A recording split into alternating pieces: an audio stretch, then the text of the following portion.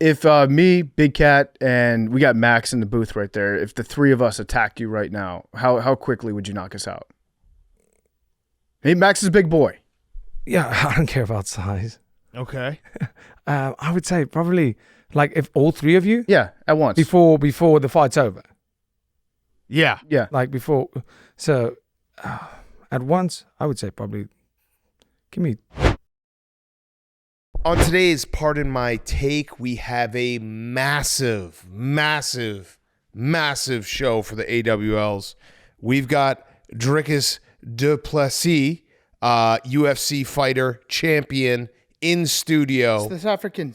He's South African? I'm South African, sir. And then we have Dana White. We have UFC 319 coming Chicago on Saturday night, so it was awesome to talk to the guys. And then we are going to we have Hot Seat Cool Throne. We have Pardon Your Takes football version. We have the Mount Rushmore of unsexy things that we find sexy. And we're on the road for the start of the show. We'll be back in our studio, but we're going to kick it around. We missed Hard Knocks, but we'll maybe talk about what we missed and talk a little ball. And it's all brought to you by our friends at DraftKings. The dog days of summer means it's time for the boys of summer to kick it into gear, and the best way to cash in on your baseball IQ is with DraftKings Sportsbook. As the stretch drive begins, DraftKings Sportsbook has you covered with live betting, home run props, odds boosts, and more. Whether you're chasing dingers or jumping in mid-game, there's always action to be had. Never bet on baseball before. It's simple. Pick a guy to go yard, hammer some live odds mid-game, or just ride with your squad and hope for the best. No spreadsheets, just vibes and dingers. Here's something special for first-timers, new DraftKings customers. Bet $5, get $200 in bonus bets instantly. Download the DraftKings Sportsbook app. Use code TAKE. That's code TAKE. For new customers, get $200 in bonus bets instantly when you bet just $5 only on DraftKings. The crown is yours. Okay, let's go.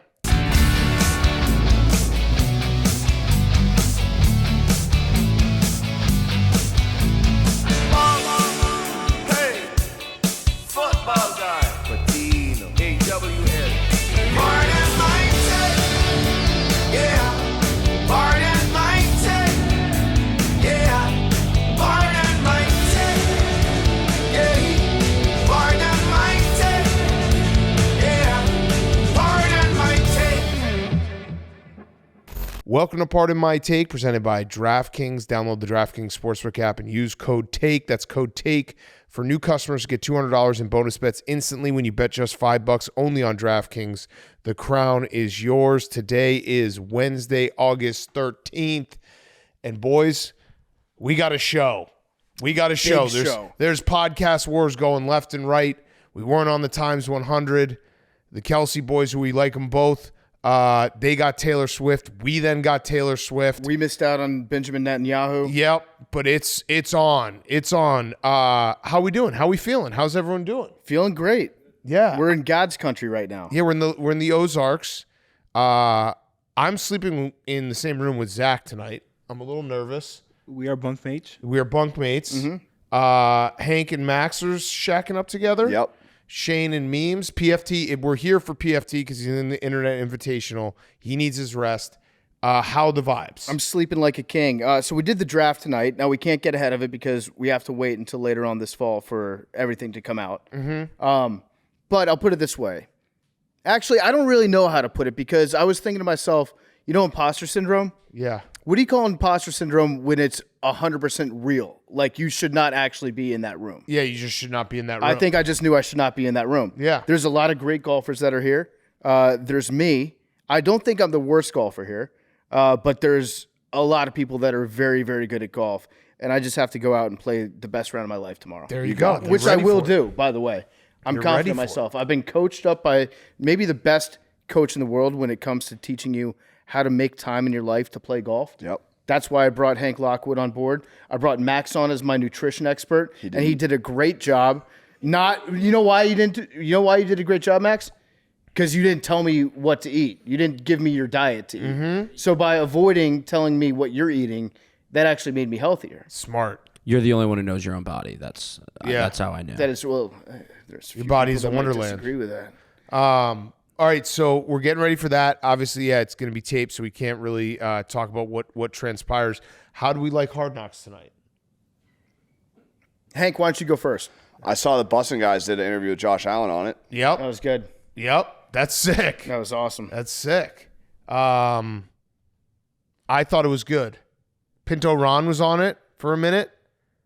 We didn't watch, just for anyone's trying to wonder. But, anything else, guys? This one featured Mitch Trubisky, Mike White, and Shane Buechele. Oh, okay, So nice. we're getting into the backup quarterback battle. Was that Grok that gave you that? No, I read an article on Sports Illustrated. It might have been written by AI. They've got AI writers over there. They talked about DeMar, too. Prayers for DeMar. Prayers for DeMar. Prayers for DeMar. We also had I don't know what else we want to talk about. We have a lot of show that we already taped. There's one question that I had for you about the NFL. Is Matt Stafford okay? I don't think so. I saw that he has a what looks like it's basically an RV that sits next to training camp. And I watched the video.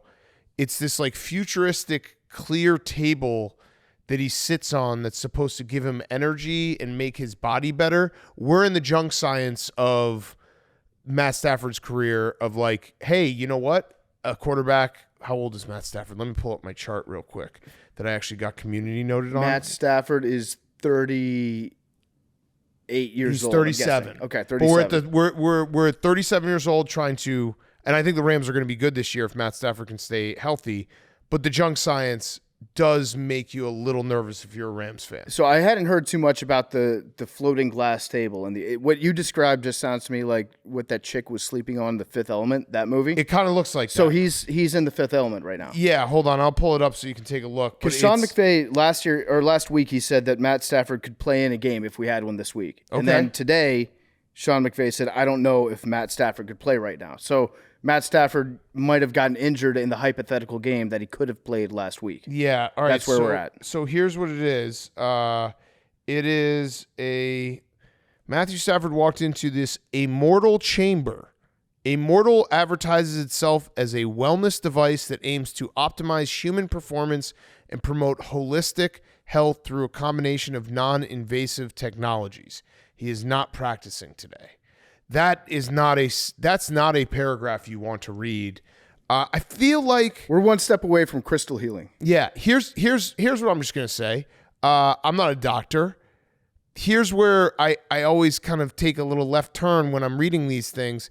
When the words wellness device, optimize, and holistic health,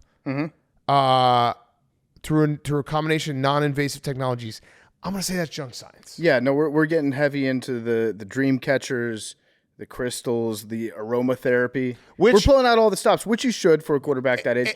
My theory on this has been this entire offseason that Sean McVay is essentially giving Matt Stafford camp off. Yeah. And that this is what he's choosing to do instead of having to practice. At some point, you probably have to practice, and at some point, I'm going to get concerned. Yeah. I think I'm thinking about becoming concerned about Matt Stafford. That's where I'm at. Doctor said he needs a backiotomy. It doesn't sound great. Today they said surgery has not been discussed. Yeah. That's discussing surgery. That's discussing it. Being like, no, we're not going to discuss it. I'm a big junk science guy because I do think there's something to be said for if you can placebo affect yourself and lay on this glass table and holistically, non-invasively make yourself feel better, there is worth in it. But still, I don't want my franchise quarterback on this glass table in this Winnebago in between practices on a company called the Immortal Chamber. I just wouldn't want my quarterback on a glass table, period. Yeah. That sounds dangerous. Yeah. Speaking of danger, Jordan Love did get hurt. Yeah, so he had a procedure. He had a procedure on his thumb. Non-throwing thumb. Look at this. This is what the Immortal Chamber looks like. It is. That's exactly. Look at that. Oh, we got to get one of those. We do have to get one of these. It probably costs $700,000 or something. It looks like a milking table. You know what? I'm gonna book an appointment. The Browns should get one of those. Yeah, it does. It does. My mic. Yeah, that's not good. So, yeah, Jordan Love, procedure on his thumb, banged on a helmet. Also is not 32 years old. I did get my first community noted. I've never been community noted before, but I got community noted. Yeah, community notes is bullshit. Yeah, it's like Wikipedia for X. So I might have put out a graphic that had every quarterback's age, and I changed Jordan Love's age to 32, and then everyone was like, "What the fuck, dude? He's 26. Whatever." Whoops. Well, his thumbs are falling apart. Whoops. That's an old guy injury. My bad. I saw that Aaron Rodgers, there's some concern about his helmet And also, he likened himself to Joe Biden. in like falling off a bike. No, he said that after a game, he goes and tries to find guys his age that he knows, and he realized very quickly he didn't know anyone, so he was like Joe Biden on the debate stage, and then he quickly was just like, where's Cam Hayward and TJ Watt? I saw that he also got stepped on. Ooh. That made me think that like maybe Aaron Rodgers is just drugs at this point, and that's what they're talking about. But no, apparently he actually got stepped on by a foot. Yep. But he's okay. Yep. Did he refer to himself as Joe Biden, or was that you? He said after 21 years in the league, he gravitates towards the old heads. So when he was walking off the field in Jacksonville and started looking around, he did the Joe Biden, realized he didn't know anyone, and then joined up with Cam Hayward and TJ Watt. Okay, so they're just going to install Will Howard as the quarterback and not ask anybody. Yes, correct. Right before opening Even though day. he's hurt. Yeah. Okay, got it. Even though he's a flawed candidate. Yep. Okay, so yeah, we had that. I'm trying to think of what else. Oh, you know what? I want to do two things. One, I want to get you guys excited about a weekend. This is always fun. We did this a couple weeks ago. Oh yeah, I was looking at some of the college football weekends coming up. November 1st. I want to just throw this out there for you guys. November 1st.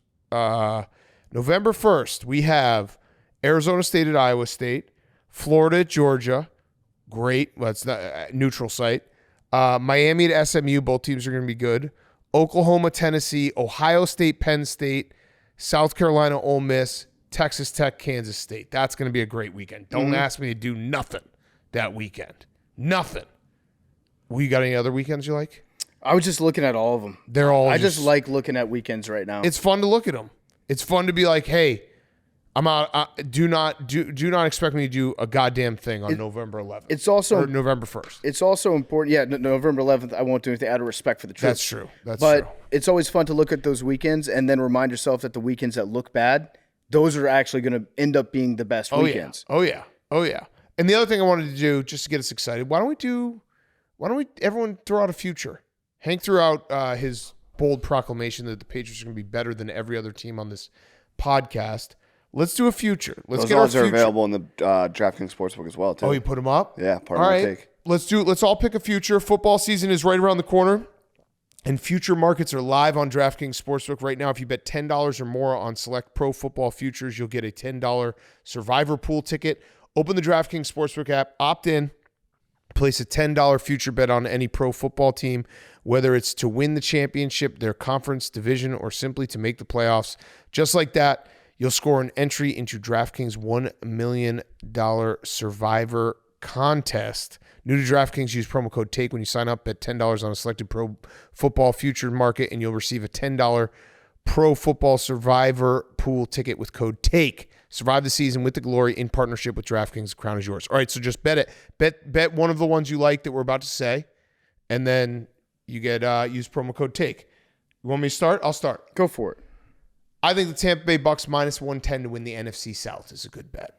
I don't hate that. Usually is. I like their offense a lot. I know Tristan Wirfs is out for probably 4 weeks, but he'll be back. I just think I might actually also say we're not doing these futures yet, but Baker MVP, maybe their 400-pound defensive tackle be playing. Yeah, actually, I do want to say something real quick about the MVP. I think we all have to bet Joe Burrow MVP because I've already noticed that the narrative has begun. Of Joe Burrow for MVP? Yes. Who should the MVP should have already been? Last year he was very good. They didn't make the playoffs.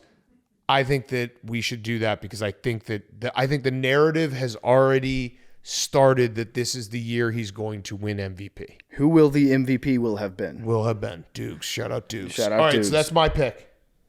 I would like to take the Tampa Bay Buccaneers to win the conference at plus 1,300. Whoa, you one up me. We're feeling the You same big thing. dog me. No, they just go a little further. You know what big I mean? dog me. No, not at all. Not at all. I'm Hey, confident don't be in the afraid to boys. big dog me. I'm just confident in the boys. Okay. PFT? This is going to go against what you guys said a little bit. Maybe Atlanta Falcons to make the playoffs. Okay, no, Plus, they can plus do that. 155. Yeah, they can still do that. I like that better than even money. I don't know. Call me crazy. I like the Falcons. I like their off. I think I'm higher on Penix than most people. Okay. Hank? I'm going to go with the New England Patriots. Mike Vrabel, Josh McDaniels, Drake May, Stephon Diggs, Lucy off the Tusi to make the playoffs. Plus 120.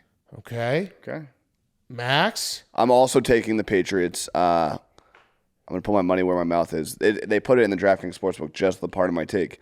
Which team on part of my take will have the most wins? Now, is this a case And of I'll you be betting saying the something and Patriots. then having to defend it more, and that's why you're digging in further? I believe it even more. So what are the odds for them to have the most wins on the podcast? I believe, let me just double check, the Patriots are plus 600. Okay. Eagles plus 225, Commanders plus 475, Bucks plus 475, Chargers plus 500, Bears plus 800, Jets plus 3,000. Oh, you didn't have to laugh before that. It's funny. It's funny. It's all triple That digits, was- and then it's just like, That was not. That it's was funny. not Look nice. at Memes is laughing. That was not. He's He's laughing. kind of crying. He's no, borderline crying. He's laughing because he's thinking about ways he's going to kill you. yeah. No, he's laughing. Max. Such a mean graphic. Max and Memes, finish us off. What do you got? I'm gonna do. Eagles is too easy. You don't want to be chalky. I'm going to do Jags 3-1 to win the AFC South. Whoa. Go back to the well. Whoa. One more year of believing in the Jags. We'll see what Liam Cohen's done. Trevor Lawrence was on the show. He got me fired up. Jags 3-1. Hank didn't like that Liam Cohen. Didn't like the Liam Cohen line at all. Hank hates everyone that we talk to. No, he's a good guest. Another guest we had on the show who was played for him made a comment that has stuck with me more. Which was Baker. saying. He was like, hey, we'll see how he is as a coordinator, as a head coach. Do you think he's a little upset that he left the Buccaneers and the way that he left them? Or do you think maybe they're friends and he was busting his balls? I don't know. It was just the way he said it. It made me do a double take. Okay. Thank you for listening to the show. You're welcome. Love the show. Memes. AWL. I'll finish this off. Baltimore Ravens plus 600 to win the Super Bowl. Whoa. I think this is finally the year Lamar gets over the hump. Ravens get back. Okay. Okay, it's spicy. He's got 2 humps to get over. That's true, but He's got to get over that. He's got to win the AFC, and then he's got to win the Super Bowl. I heard talking about both his butt cheeks. No. Their defense got a lot better. I just think this is the year it's a Ravens freight train to the Super Bowl. Okay. Ravens freight train. By the way, I like the breaking sound of news. that. I got breaking news.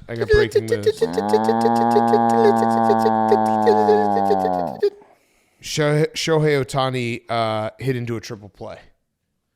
Can't win an MVP like that. Can you? That's hard. That's That's an hard. insane thing. That's a highlight that's going to stick with him too. Can't win. That might be the start of his Hall of Fame Did induction. people just get doubled up? What? It wasn't like a 6-5-4-3. No, he hit a line drive. The shortstop was basically standing over the bag. He hit a line drive to the shortstop. Shortstop doubled up the guy on second, then threw it to first. We're going to talk about his lawsuit in a little bit. I did read an article on the plane right over here after we recorded the first part of the show. So I know a little bit more about what he's being sued for. Okay. So there was a real estate deal in Hawaii. There was a guy that was involved in it. They wanted to get Shohei involved because if Shohei invests in property on this island, then boom, all of a sudden it opens up for Japanese tourists to We've invest done in, that before. buy houses, things like that. With Shohei, apparently his representative made some demands, including they didn't like one of the guys that was involved in the deal, allegedly edged that guy out of the deal. Now that guy's mad, and he's suing Shohei. Oh, yeah, you can't sue for that. Yeah, so That's how deals are done. Shohei's a double threat guy. Yeah. He does gambling and real estate fraud. Triple apparently. threat. Yeah. And it's in a triple plays. Can't win an MVP that way. Max, is Leonard Dickerson okay? Yes, he is. Okay. He is hopeful to be back by week 1. Oh. Meniscus, right? Yeah, no. You guys got a great staff in Philly. different programs. I would prefer if you had socks on. I just looked down and saw a lot of toes. Yeah, no, Landon Dickerson. He's a beast. jarring to anyone else? He's an absolute I can't warrior. see his feet, which I'm happy the about. I can see the He's got- clankers. He's just toes. He's just toes out for the boys. I mean, we were waiting here for 5 fucking hours, so we went in the pool. All right. I didn't want to put wet socks on. You have Max, multiple people in that pool. Yeah, me Swim and some laps. Memes we're chilling. Max, is this the injury? Does he have to wear a knee brace to the club? I'm happy. I would be happy if he did. Keep Yeah. that thing safe. Keep that as safe as could be. You went through a roller coaster yesterday with you're not understanding meniscus. I didn't know that JJ McCarthy sat out the entire year for a meniscus. I thought meniscus was something that you could like easily just play through. Well, don't you remember the Joel Embiid? Like, do you want to shave it down? Yeah, Do you want to Dwayne do Wade. do you want to do the short repair or the long repair? Dwayne Wade Yeah, has Dwayne Wade is like bone on bone. That's hot. On his knee, because he just always did he never did the full surgery. He always just did like the shave it down. Yeah, Embiid never missed a full year for his meniscus. I guess last year he missed most of the year. I don't know. I hear when there's words like ACL and Achilles Those are letters. and meniscus going out. Meniscus is by sounds, far the sounds best of the very three. good. Yeah. I'd agree with that. You're right on that. So he's good. Yeah, no, he's fine. He's fine. Minor procedure.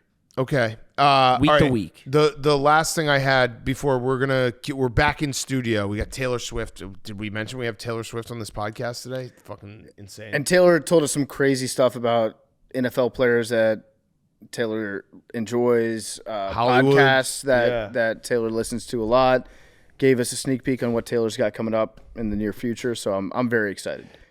So the last thing I had was, did you guys see Michael Porter Jr. do a podcast? And he basically was like, I'm addicted to sex. He did the Meek Mill. He did the Meek Mill.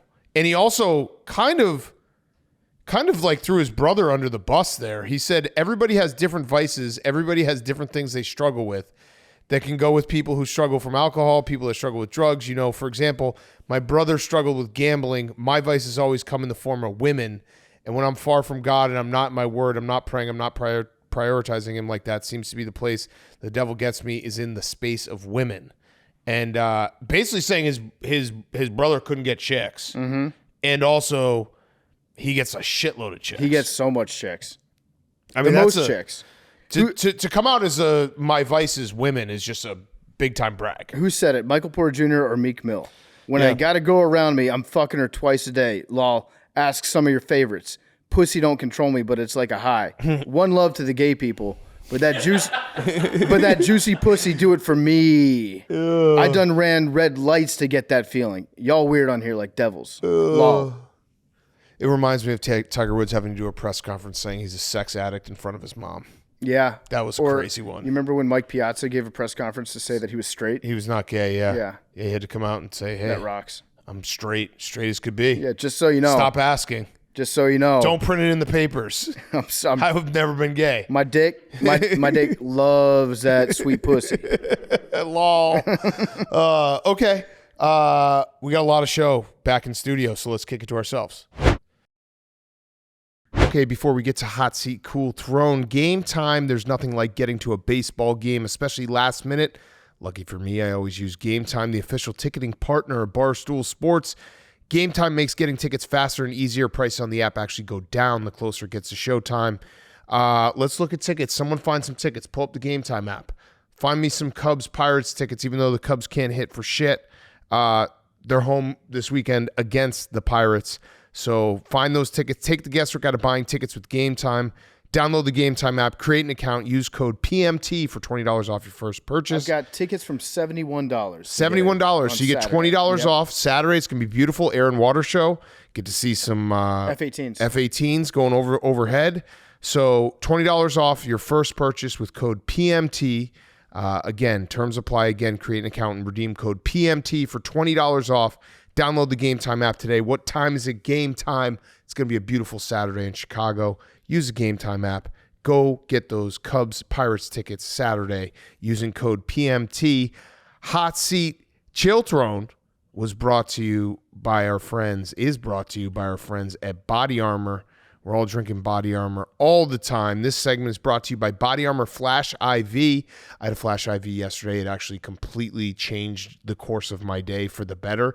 Flash IV delivers faster, longer lasting hydration with over 2,000 milligrams of electrolytes and no artificial dyes, flavors, or sweeteners like those other drinks. So whether you're training, traveling, or just feeling the heat, work hard with Body Armor. Hydrate hard with Body Armor Flash IV, and grab yours today at your local 7-Eleven convenience store. We love Body Armor. Body Armor presents Hot Seat Cool Throne. Get those Flash IVs right now at 7-Eleven and get yourself hydrated with Body Armor Flash IV. They're absolutely delicious. They will change your day for the better. Okay, Hot Seat Cool Throne. Henry. Yeah. No more Wally Pipp. People were mad that we made Zach say the Wally Pipp line. I thought it was funny because it's not. He so didn't want to say it. Yeah. You're You back. didn't think it was funny. No, it wasn't unfunny. I didn't think it was like the funniest thing. No one said it was the funniest. Did he mess up your ass groove on the couch? No, it's good. You've been working on that groove for a while. He did bury. Guest sit here too. He did bury a bunch of farts in there. It's fine. I mean, guest sit here too. It's not my couch. Oh, that's your couch. Well, it's your couch. It's Hank's couch. It's a studio couch. Okay. What do you think about the countdown to your 40th birthday? Well, it's blank. That was actually gonna be one of my hot seats. Is me. Oh, okay. Because we put up these new clocks in the studio, and the countdown to my 40th birthday has nothing on it, which means I'm just gonna die before I'm 40. I think. Is that what that means, Zach? No. Wally Pipp?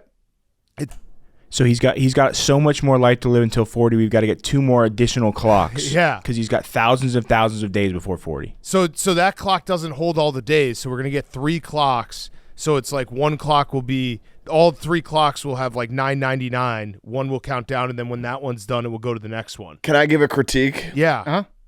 As a football, we're a football podcast. We love football. The countdown to the Super Bowl is kind of a depressing clock Why? because it means football's over. But then there's going to be another clock that is the start. We got to get a different clock that has. Like the you guys are countdown not going to the like start that of clock next as season. it gets down, below 100 days. But if we have another clock that counts down to the kickoff for next year before we get to the Super Bowl, then that's fine. Then we got a clock. That will be the one. So right now it's countdown to this season. As soon as this season starts, it will be countdown to next season, and we have the countdown to the next game. So right now we have 4 clocks. For people who aren't watching, we have countdown to the next NFL game, which will change, which will be updated every single week. We have countdown to next season, so those 2 clocks are synced up right now. Great job syncing them up. We have countdown to Super Bowl, then we have countdown to Hank's 40th. I also want to add a clock behind PFT and I, maybe in the middle of us, and it's just going to say days since Max last got triggered, and so we'll be able to hit that live as he gets mad. And what do we think over under? How many days do you think that ever will get to? I think at the maximum, what's the distance between Thursday night and Sunday night? It's like 3 days. 3 days. I Yeah. think we're going to have a 3-day maximum on that. You don't have to have double digits on that one. No, we don't. That one can just. It'll get to double digits for sure. I No way. guarantee you never. I'm gonna be a better guy. No. You're a great guy. You're a great guy, and the best, Max, is when you get upset. I also think we should do countdown to March Madness. Okay. That'll be good to have I like that. just when the Super Bowl clock runs out. Can I throw another one out there? Yeah. Countdown to the Masters. Yeah, I like that. What's that, Hank? You're a golf guy. Yeah, but we're a football podcast. This is football. Yeah, but this whole clock wall is just a countdown to everything. I just want the whole wall to be clocks. I think we should keep it to football. Okay. All right. Okay. All right. And your birthday. Your hot seat is your 40th. My hot seat was just me. No, well, I didn't like that as blank. Like that was a little bit ominous. Well, It listen, is. Looking at the clocks running and then looking to count down to 40 and it's just blank was blank. You're never gonna get there. yeah. Uh, Didn't love that. yeah, What- Max. That Hank brings up a good point. If we once we do get the countdown to Hank's 40th set, what happens if you do die up until 40? What would we do with that clock? What would you want us to do with that clock? Just throw it in my casket. I'll get buried with it. Should we just keep it stagnant of where it is, or just blank? We just No, keep it there keep and it going blank? and then have a big party or something. On your 40th? Yeah. Oh, okay. You would have wanted this. That sounds fun. All right. Yeah. Good 2C idea. for everybody. Yeah. And golfing. Yeah. I like And that. golfing. Oh, listen, Hank, we would do a countdown to our 50th, but your 40th is going to come before our 50th, so it would be wrong for Yeah, we'll switch it up to our 50th after you turn 40. That's fine. So really, that clock is also a countdown to when that clock becomes a countdown to our 50th birthday. That's fun for you. Yeah, Okay. I like that. Okay. My other hot seat was college players' Venmo transactions. Yeah, I had that. Yeah, me too. I don't think John Mateer did anything wrong. Explain it. John Mateer, I don't Great know quarterback. who decided to dig it up, but and Venmo is an interesting, like, I don't know, it's not really a social media app, but like for whatever reason, the Venmo algorithm, it's really when you're really bored. Like, it's only happened to me a few times when I've been like maybe taking a shit and I'm like, I have nothing else to do. And you go on Venmo and the feed will just show you people that you're not friends with. You don't even know. It's like maybe someone you're friends with from high school or like someone that's in your Facebook friends. And it's just showing you their transactions. And it's kind of weird being like, why do I know that this person that I, was like in my college floor 12 years ago is like paying for utilities to this other person? Like, this is a bizarre thing to be looking at. But someone went and found John Mateer's and Arch Manning's, and there's, then it just kind of started a tidal wave of people looking up their favorite players' Venmo transactions. John Mateer's just had a couple that were just sports gambling with parentheses, like the game that he was gambling UCLA on. versus USC. That could mean anything. That could literally mean anything. I don't know why people are jumping to conclusions. And then were the Arch Manning ones real? I don't know if they were real or not. They kind of might have been Photoshopped because it was like Arch Manning, like Zaza. It said butt stuff, poo shiesty, nice hair, cheated, butt. No, I think I that saw one that said Zaza. Also, John Mateer had turning gay boy, slapping some balls, big fat cock. Again, this could mean anything. but cock Literally is anything. COKC. Yeah. That's how it's spelled. Now, the sports gambling ones, I feel like that is just a joke. Correct. Right? Like, if you've used Venmo, you send your boys fake things all the time. For example, I looked up Max Delente's Venmo transactions Oh, no. back in 2019. How many did Jack McCarthy? No, this is pre-Barstool. Max pre-Barstool had an open Venmo transaction page. By the way, that's the biggest story of this is like there's literally a button that you click that says private. You just go private. It's so easy. I What? don't know. I'm nervous about what you're gonna. As you were having this conversation, I was like, "Fuck, I should probably." You probably should. Okay, so what we've got here, I've got on December 3rd, 2019. It's just a tree. You got paid for a tree, Max. Were you Nice. selling a okay, tree? yeah, that's fine. Yeah. And then you charged somebody else on that same day for another tree. Sounds like you sold multiple trees Botanist. Wow. Were you on in that day. botany You're school? a big tree guy. And then on December 15th, you paid someone else for a tree. For a tree Wow. emoji. I used to do tree work in high school, so that Nice. could be Oh, could that- have been like my boss. Any college, ski I trips? I don't see any ski trips on here. I see one that's just beast. that guy was probably being a beast. You paid somebody for a beast. You paid somebody for a bully. You just go on bully. Okay. Jerry calls people bullies all the time. That is true. And then let's see. There's another one. You got paid a lot of money for darts. Oh, yeah. Me and my friends used to play darts in our first apartment and charge each other money. Whoever Okay. won. But the big takeaway is that you were buying and selling a lot of trees back then on Venmo. Yeah, Good for you. I was a Christmas tree salesman too. You know how the game is. Sometimes you got to take it to Venmo. It's a business. You got to the tip. tree game yeah. is a business. It is. It is a business. So I think that people like if you're sending somebody something that says sports gambling, and the person is very clearly involved in college athletics, you're fucking with that person, or they're fucking with you. Right. It's crazy. Again, it could mean quite literally anything. The fact that people are taking this literal is nuts.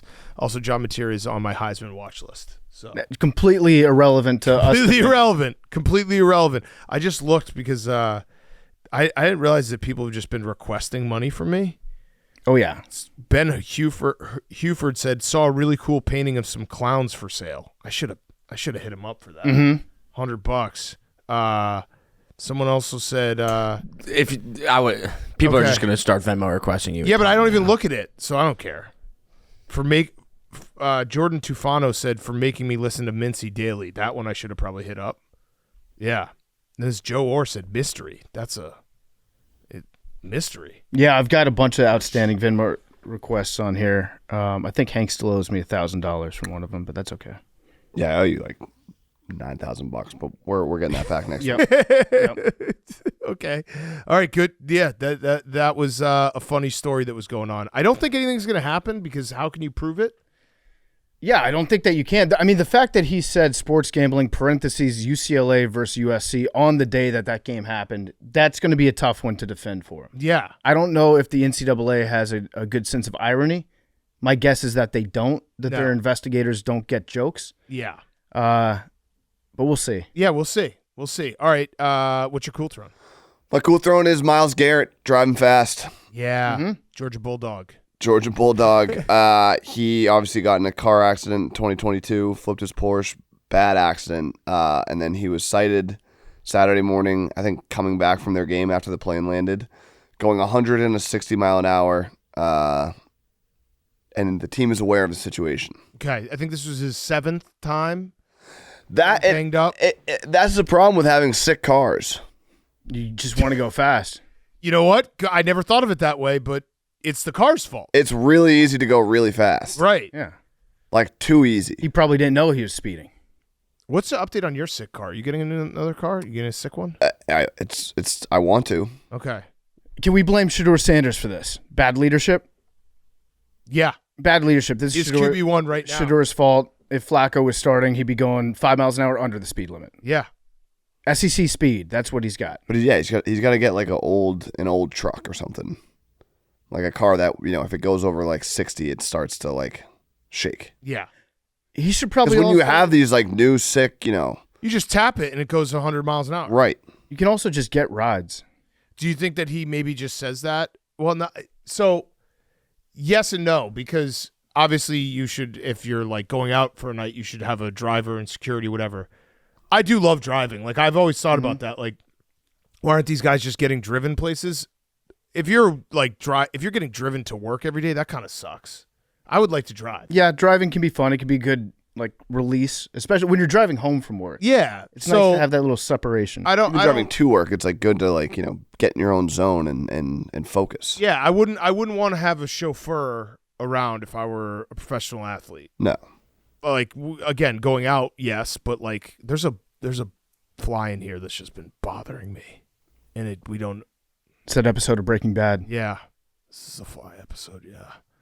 Okay, yeah, but you're right. The car's fault. You shouldn't speed. 100 miles an hour. 100 miles an hour is pretty dangerous, especially if you do it all the time. If you're doing it constantly, you should not do that. But I'd rather it be a defensive player doing it than if it was a quarterback. Mm-hmm. If a quarterback is driving 100 miles an hour, I'm like, bad leadership, bad teammate. Wait, this is not QB. It's like wearing your hat backwards. Didn't Shedeur get pulled over for the same thing? No, I don't think so. I think Shedeur is clean as a whistle. Okay. How fast was he going? He was going like 120. He was going 101. Yeah. You ever watch those videos of the Autobahn? Okay, so it scares the fuck out of me when they're going like 200 miles an hour. It's crazy. What if you hit a pothole? I don't think the Autobahn has potholes. You never know. Yeah. You never know. What if you hit a rock? Going 100 miles an hour is a problem. But also Georgia football has won a lot of games. If Cleveland is taking on that mentality, then this could end up having them have a chance at the division. That's all I'm saying. Yeah. All right. Good hot seat, cool throne, Hank. Thank you. Great job, Hank. Great job. Great job. So my hot seat was going to be John Mateer, but I think we covered that. My cool throne is John Gruden, our colleague John Gruden. He has won a part of a lawsuit against the NFL. Nice. So this could go all the way to the Supreme Court if the NFL appeals it. So that would be awesome. At the heart of it is Coach Gruden is saying that the NFL unfairly leaked his emails to various media sources. True. It was part of the Washington football team, Dan Snyder, toxic culture investigation. And then magically these emails from John Gruden, one of like 13,000 emails that they had, appeared in the Wall Street Journal. Then some more got leaked. I think Adam Schefter was involved.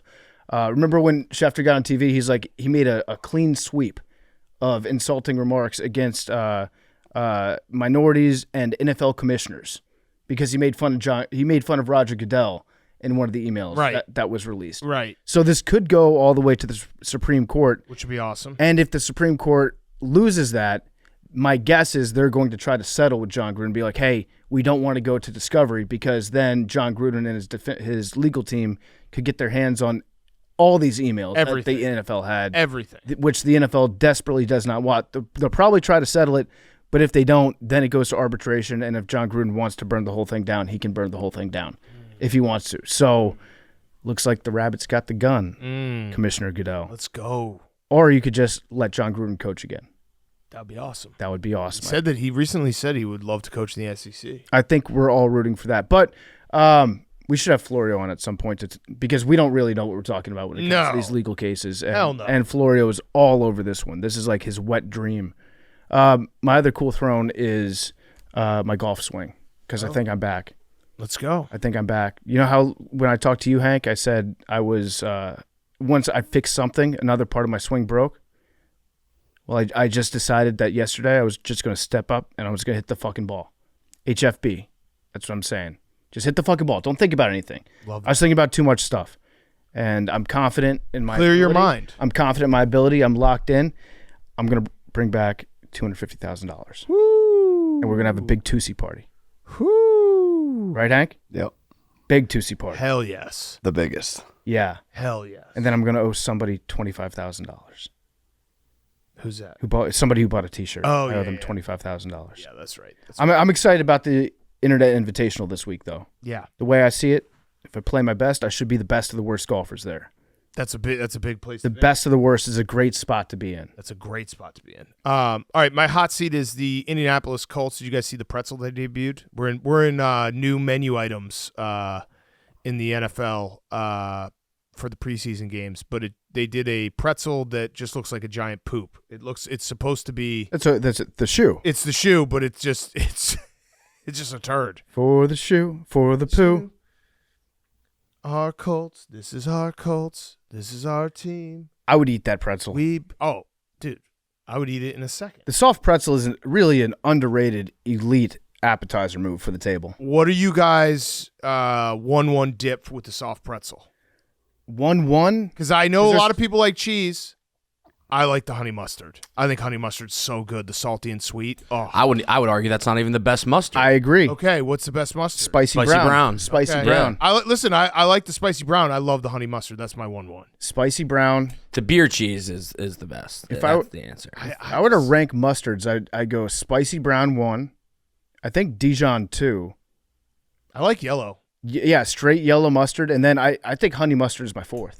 I like yellow on a dog. Like that's like yellow there's on a certain dog. things that yellow is important, and I feel like a dog is one of those things. There are certain things that yellow is important. That's well said. It's profound. There are certain things that yellow mustard is important for. Yeah. And dogs is one of them. I would say Hot dogs. Is there anything else that it's important for? a ham sandwich. Yeah, like a ham and good on cheese. it. Yeah. Yeah, Great on a ham that's good. sandwich. That's good. Turkey, ham. Oh, good yellow mustard. Okay, and then my cool throne was actually going to be John Mateer because I don't think he did anything wrong. I think we're all just reading way too into this whole entire thing. Let me go cool throne Shohei Ohtani because he's getting sued, I think, but for $240 million. It's a real estate transaction of some sort. Yeah, I think this is actually a cool throne for Shohei Ohtani because if he gets sued for $240 million, it kind of just shoves down the whole gambling thing even further. You know, it's cool throwing for. Schwarber MVP? Yep. I didn't say it. You did. Yep. Yeah. I mean, you can't if you're the MLB, like you can't have Shohei Ohtani with all these controversies being such the a good face of your point. league. That's such a good point. Like the gambling one, yeah, maybe you blame it on the interpreter. Fool me once, shame on you. Fool me twice. Like we're about to give this guy his 4th MVP in 5 years. MLB writers really need to do like justice here because they are the keepers of the game. There's a reason why Barry Bonds and Mark McGwire and Sammy Sosa aren't in the Hall of Fame.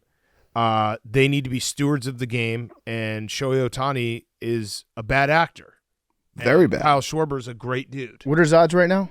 He's minus 1,000. Not for long. Not for long. So wait, he sabotaged a real estate deal. Was this in Japan or was this in the United States? Hawaii. In Hawaii. Okay, so we can still blame a translator. And I also whenever I see a lawsuit like this for $240 million, I feel like it's just someone just suing because they can sue. It's a huge amount of money. That's a huge amount of money. And I want to know how he sabotaged it.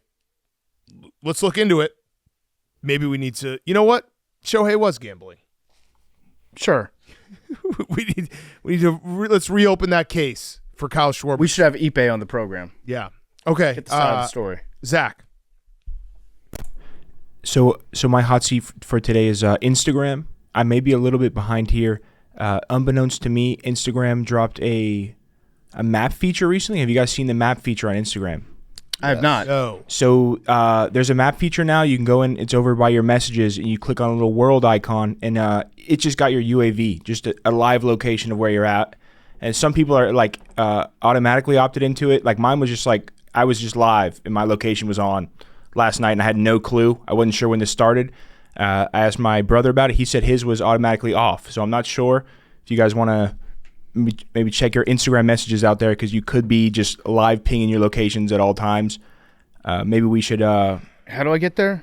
So if you go, I haven't updated my Instagram in a long time. So you could be good. You might be okay. All right, so I should just not update. If you update, we just check it and make sure that it's checked off because nobody just wants their location being out there without knowing that they opted into such a thing. So Zach, yeah, how do I get there? So if you go to the Instagram app, I am not sharing my I location. see the map. Okay. I think we should all share our location. Should we start I'm sharing not- locations with each other? I am not sure. I think I share my Why, you're location with afraid we Hank. know when you're going on a ski trip? You share your location with Hank? I think so. I tell you when I'm going on a ski trip. Hank, That's look true, up, you went to Tahoe. look up, Find Your Friends. I think that we were on a trip a long time ago. Yep. I think I enabled location sharing with Hank and nobody else. Yep. You know who else? It's the most random person of all time. We had him on once. I don't know how we ended up sharing location. Craig Engels, Really? the runner. Where's he right now? Oh, that guy rocks. He's in Peru right now. Damn. Most interesting man in the world. Did you guys see the other day that we have a high school runner that is like the next great American runner? Yeah, I saw that. So Yeah. he came in, 142, 800 meter? yeah, he came in second place, I think, in the 800, but 16? but he crushed the high school record by like 10 seconds. Yeah. Craig Engels. Where is he? He's in Peru? He's in Peru. That's so weird that you have his location. So weird. We need an update. I have every like now 5 and then. people's locations. Just tell us when Craig Engels is on the move. Ben Council, Snowboard Ben. What a name. Okay. I have somebody that I don't know who it is. Do I have? Where do you look for this? Do you have mine? Find I My just Friends. did Find My. Where? How do you do that? I don't know how to look on it. I've Hank. Just You, search Find My in like the search bar. Hank, you can see my location, but I can't see yours. Wow. Power move. Yep. I have nothing. That's like when you used to You're probably- stalk me on You're probably cheating on me right now.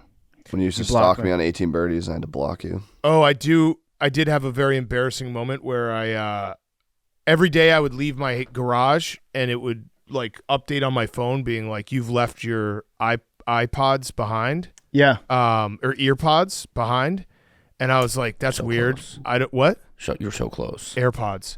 I was very close. That was like That, that was like old football Yeah, coach yeah, of me. God damn it. That really sucked. Now that I'm playing back, you in my just head. said my iPod. That was like a snap face. That- moment. that That was bad. That was bad. Hand up. That was bad, guys. Maybe we do a clock like when Big Cat loses his mind because it's coming up soon. But for the longest time, I was like, that's weird. It must be like my wife's AirPods or something. And because I didn't know where my AirPods were. And then I was cleaning out my garage and they were just in a pocket of pants that I had in my garage in a pile for like 8 months. I love And that. I was like, oh, that's where they are. I love that. It just updated me every time. So I lost my AirPods in an Uber in New York like 8 years ago. Didn't know where they were because the Uber driver never got back to me when I reported them lost. 'Cause that's a finder's keeper situation. If you leave them in like an Uber or Lyft or whatever, I'd never expected to get them back. But then when we flew to Providence, Rhode Island for the Rough and Rowdy a couple years ago, it pinged on my phone. It was like, your AirPods are nearby. Somebody in Providence is just rolling around. Every time I've been up in the New England area, That's hilarious. it reminds, hey, heads up, your AirPods are moving close to you. I thought about get rolling 'em. up to the dude, but Providence seems like a town you don't want to do that in. No. That would be funny, though. Yeah. Just like, hey, you just walk up to him. So, hey, if you're listening to part of my take, maybe it's a listener right now That would be awesome. in Providence. Enjoy. That's my gift to you. Let's fucking fly. All right, Cool Throne. Look at him. He's taunting us. The way he's flying, he's taunting us. You think it's got a camera on it? He's taunting us into, like, he just flew. He buzzed your head. Mm-hmm. He's taunting us. It's bothering me. Okay, go ahead. Your cool throne. My cool throne today is EA, because the Battlefield 6 beta has brought realism back into first-person shooter games. They peaked with 520,000 concurrent players only on Steam, beating out Call of Duty for that Warzone 2 at 400. I think they were at like 490,000 concurrent. There's actually thousands of people waiting in the queue for the 14th to come along. The game, you can't play it right now. You got to wait till the 14th. They're just waiting in queue for a spot to grab. Oh, fantastic game! You guys should all go check it out. I have a video game question for you, Zach. Yes, sir. I don't know how this ended up in my algorithm, but why are people upset about Mafia: The Old Country game that you can't swim? I've never played Mafia: The Old Country game. I would assume if it's Old Country themed, though, swimming would be a big survival tactic. Yeah, you can't swim, and I was just like, what does it matter? Like that's classic video game. You jump in the water and then you respawn. But now they're doing swimming. Like a lot of these They're games, doing swimming? Yeah, for sure. Yeah, definitely. Even Yeah, there's a few tropes that you can set your watch to in video games. One, you fall in the water, you're dead instantly, just respawn. Two, if you shoot a barrel, that barrel is containing like 20 grenades. Yeah. And it's going to blow up. It's gonna explode everywhere. So you said that it's bringing realism back to first-person shooter. When did we lose realism? so like just here recently in Call of Duty, you could grab a Beavis and Butthead skin. So you could hop into Search and Destroy, or like you could be Nicki Minaj. You could be 21 Savage. They got some weapon skins. There's some leaks from Black Ops 7 where there's a train car or a roller coaster ride going throughout the weapon as you traverse the map. Battlefield 6, none of that. Yeah. You should be. We're riding tanks. We're blowing up buildings. They should have a John Morant skin. Ooh. I would probably think about getting that one. That'd be a sick, good skin. Yeah. I do feel like this always happens. Then COD comes out on top. Fact or fiction? I agree. Fact. Yeah, definitely. Okay, good hot seat, cool thrones, boys. Let's do our Mount Rushmore. Okay, before Mount Rushmore, truly hard seltzer is all about fun, light, refreshing variety, and a bubbly, effervescent style to get you and your people in a lively party mood. Truly Unruly is 8% hard seltzer, full of flavor, but still light and refreshing. Get it in 4 flavors: tropical twist, berry blast, citrus crush, and strawberry smash. You can even grab a big 24-ounce tropical twist single at convenience stores. Truly is the perfect day drink, tailgating on the weekend, bouncing around for game day. You can't beat something as light and easy but big on flavor as Truly. Truly Unruly drinks light, parties hard. Get unruly with Truly Unruly, 8% hard seltzer. You can find it anywhere, like your favorite grocery store, liquor, or convenience store, or visit trulyhardseltzer.com and use the Truly Finder to grab it near you. Let's get unruly this summer, guys. 8% ABV. It's a great tasting drink, and it hits hard. It's the best. Truly Unruly, the official hard seltzer. Pardon my take. We're going to do the Mount Rushmore of unsexy things that are sexy. I like this one. So it's kind of like normal things that are sexy. Our team went for, we're talking about what girls do. Yep. I don't know if you guys did the same. Very open-ended. I'm excited for this one. We're neck and neck. It's what's the updated score? I think we're all 1 point apart. 1 point apart. So Memes, you got the scores? I've got it. It's Big Cat and Zach in first place at 35 points. Max and Memes in second, 34 points. Me and Hank third place, 33 points. Wow. Okay. Anyone's game. Anyone's game. Here we go. The Mount Rushmore of unsexy things that are sexy. And we go first. You guys go first. We are going to do when a girl can finish a big meal. Ooh. A big eater? You like a big eater. Just can hold their own at a dinner. Okay. Because you like to get a lot of abs, and if you're trying to order lots of things and you go with a girl who doesn't like to eat a lot, then you don't really get to eat a lot. Mm-hmm. One time a girl beat me in an eating contest in college. It was on. Yeah. It was so on. Yeah. Okay. All right. Good pick. We're going to go. You want to go with number 2 here? I like 2. Okay. We've talked about this before, PFT. I think it came up on a Mount Rushmore before. I can't remember which one it was. Don't take it. Yeah. The crack dive. Oh.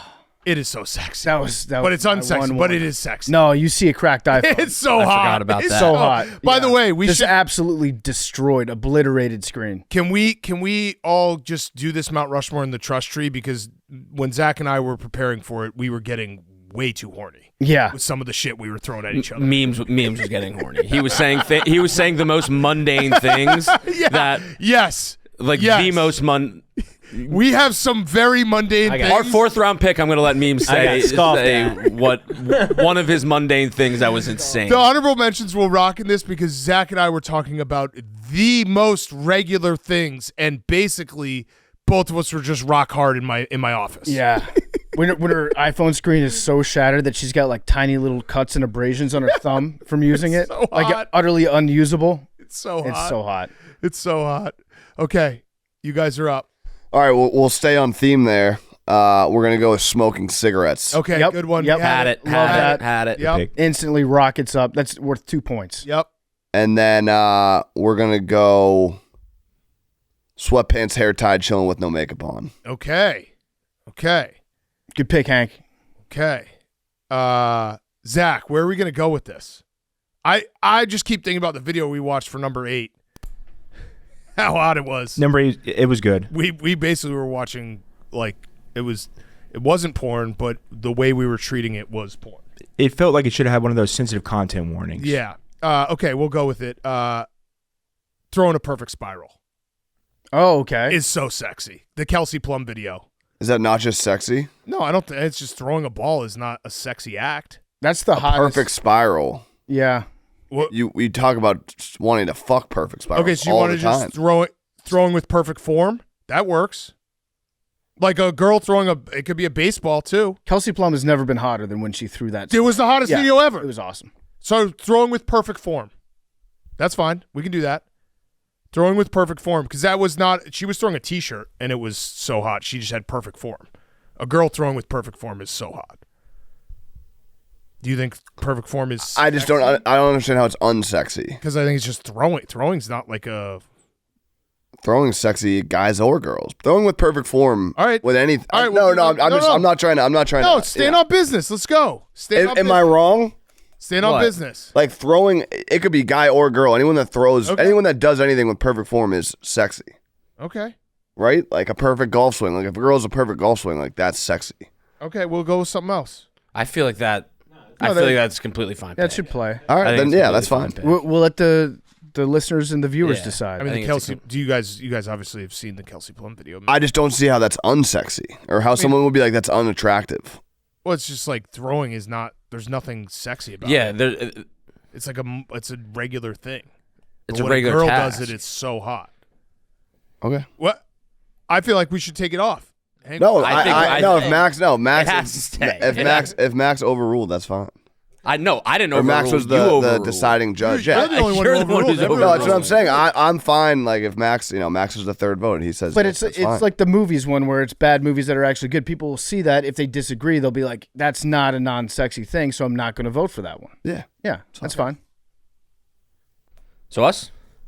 I feel like we just should talk about that Kelsey Plum video a little bit more because Let's watch it. just Pull it up. ruined it for me. I guess it wasn't. Yeah, Zach and I had to we were barking at my computer screen. She launches it. No, it's a t-shirt. So just say throwing. Kelsey Plum throwing. Or like at a tailgate. Oh, they Girl just. just launches one. I just saw a picture of her smoking a cigar. I think she looked better in that than throwing Look at the that. t-shirt. Look at that. Whew. Perfect form. Okay. We gotta get unhorny here for a second. Just All keeps right. going. Are we good? Yeah. We're gonna just go with when a girl's really mean to you. Okay. Okay, Okay. like really mean. Yeah, like Really really mean. They called We you had a something bitch. different, but yeah, we had like being angry at someone else.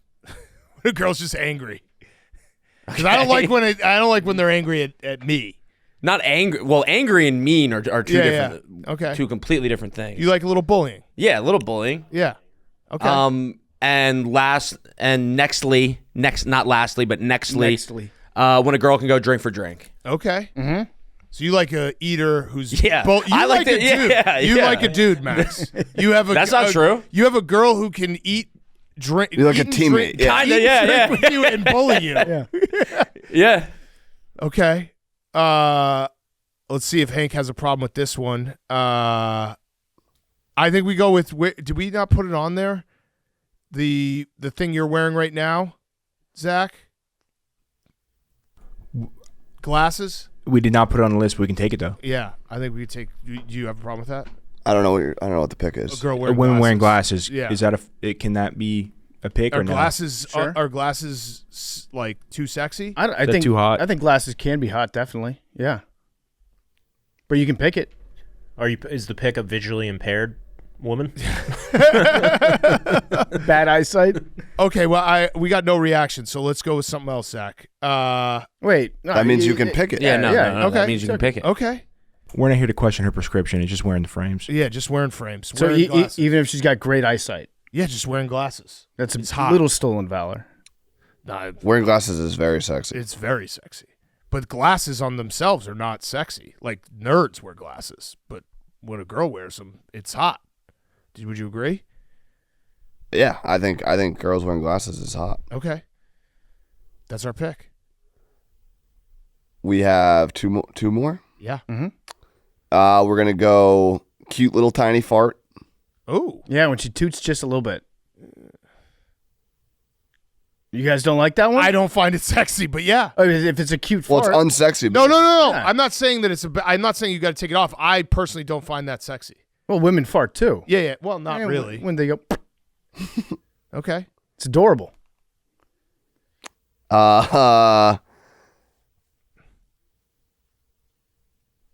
What do you think, PFT? I like. What is I like? I'm gonna highlight that part of one of them. If you look at the notes app, What about the one above it? I don't even know what that means, but I love it. that's a little bit. That's a narrow definition. All right, we'll go with getting into a fight at a sporting event. Okay. Or can we just do getting into a fight? Yeah. Yeah, getting into a fight. Getting into a fight. Getting into a Physical violence. Okay. When they display physical violence against another woman, kind of hot. Yeah. That's a good pick. That's a good pick. Mm-hmm. What, Zach, what do we want to finish with? How do you feel about 25? I don't know 25's if a good it's, pick. I don't know if it's. It's pretty hot. I think we should go. I think that's an honorable mention because I think Okay. we worked ourselves into a tizzy with 25. I think that was. I'm really excited for 25. There was a moment where we just we whooped ourselves up. Memes has one that's insane as well that I really can't wait for. I don't think it's that. I can't wait for people to see I think it. 4 or 7 are both strong, and I don't know if 15 works. That kind of already was picked. I think 4 might be hot. You think it's hot? Like I think that, yeah, maybe. Okay. All right. Then You want to rip 7? Yeah. Why don't we go 7? We're gonna pick pumping gas. Pumping gas. Yeah. Okay. Pumping gas. It's hot. We already took farting. Yeah. Pumping gas. A woman pumping her own gas. Yes, we already took farting. It's funny. Yeah, we like it. No, that's good. Yeah. A woman pumping gas. Fuck, we didn't. Okay. Like in an oversized SUV. It's hot. Filling up like the 30-gallon tank on the Denali. This might be a situation when like Jack or Zach and I are just like, That's one on its own. Like a. well, yeah, we actually had that. Yeah. Well, you guys we had like a small woman getting out of a large Yeah, SUV. yeah. No, that's a good. That's honestly a good But one. we'll have pumping gas in a large SUV. That's a good. Yeah. A giant lifted truck. Yeah. Yeah, ours aren't as we're not as creative. I was just gonna. Yeah, we got open ended I know, with it. We I wanted, know, that- we wanted that to just was go off good. the wall.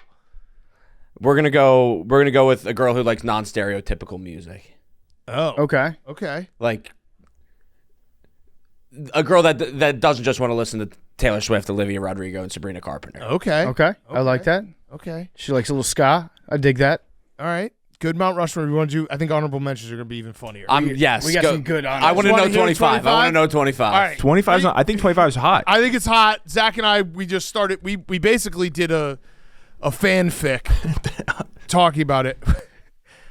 We think it's very sexy for a woman to type really fast. When the nails are clicking.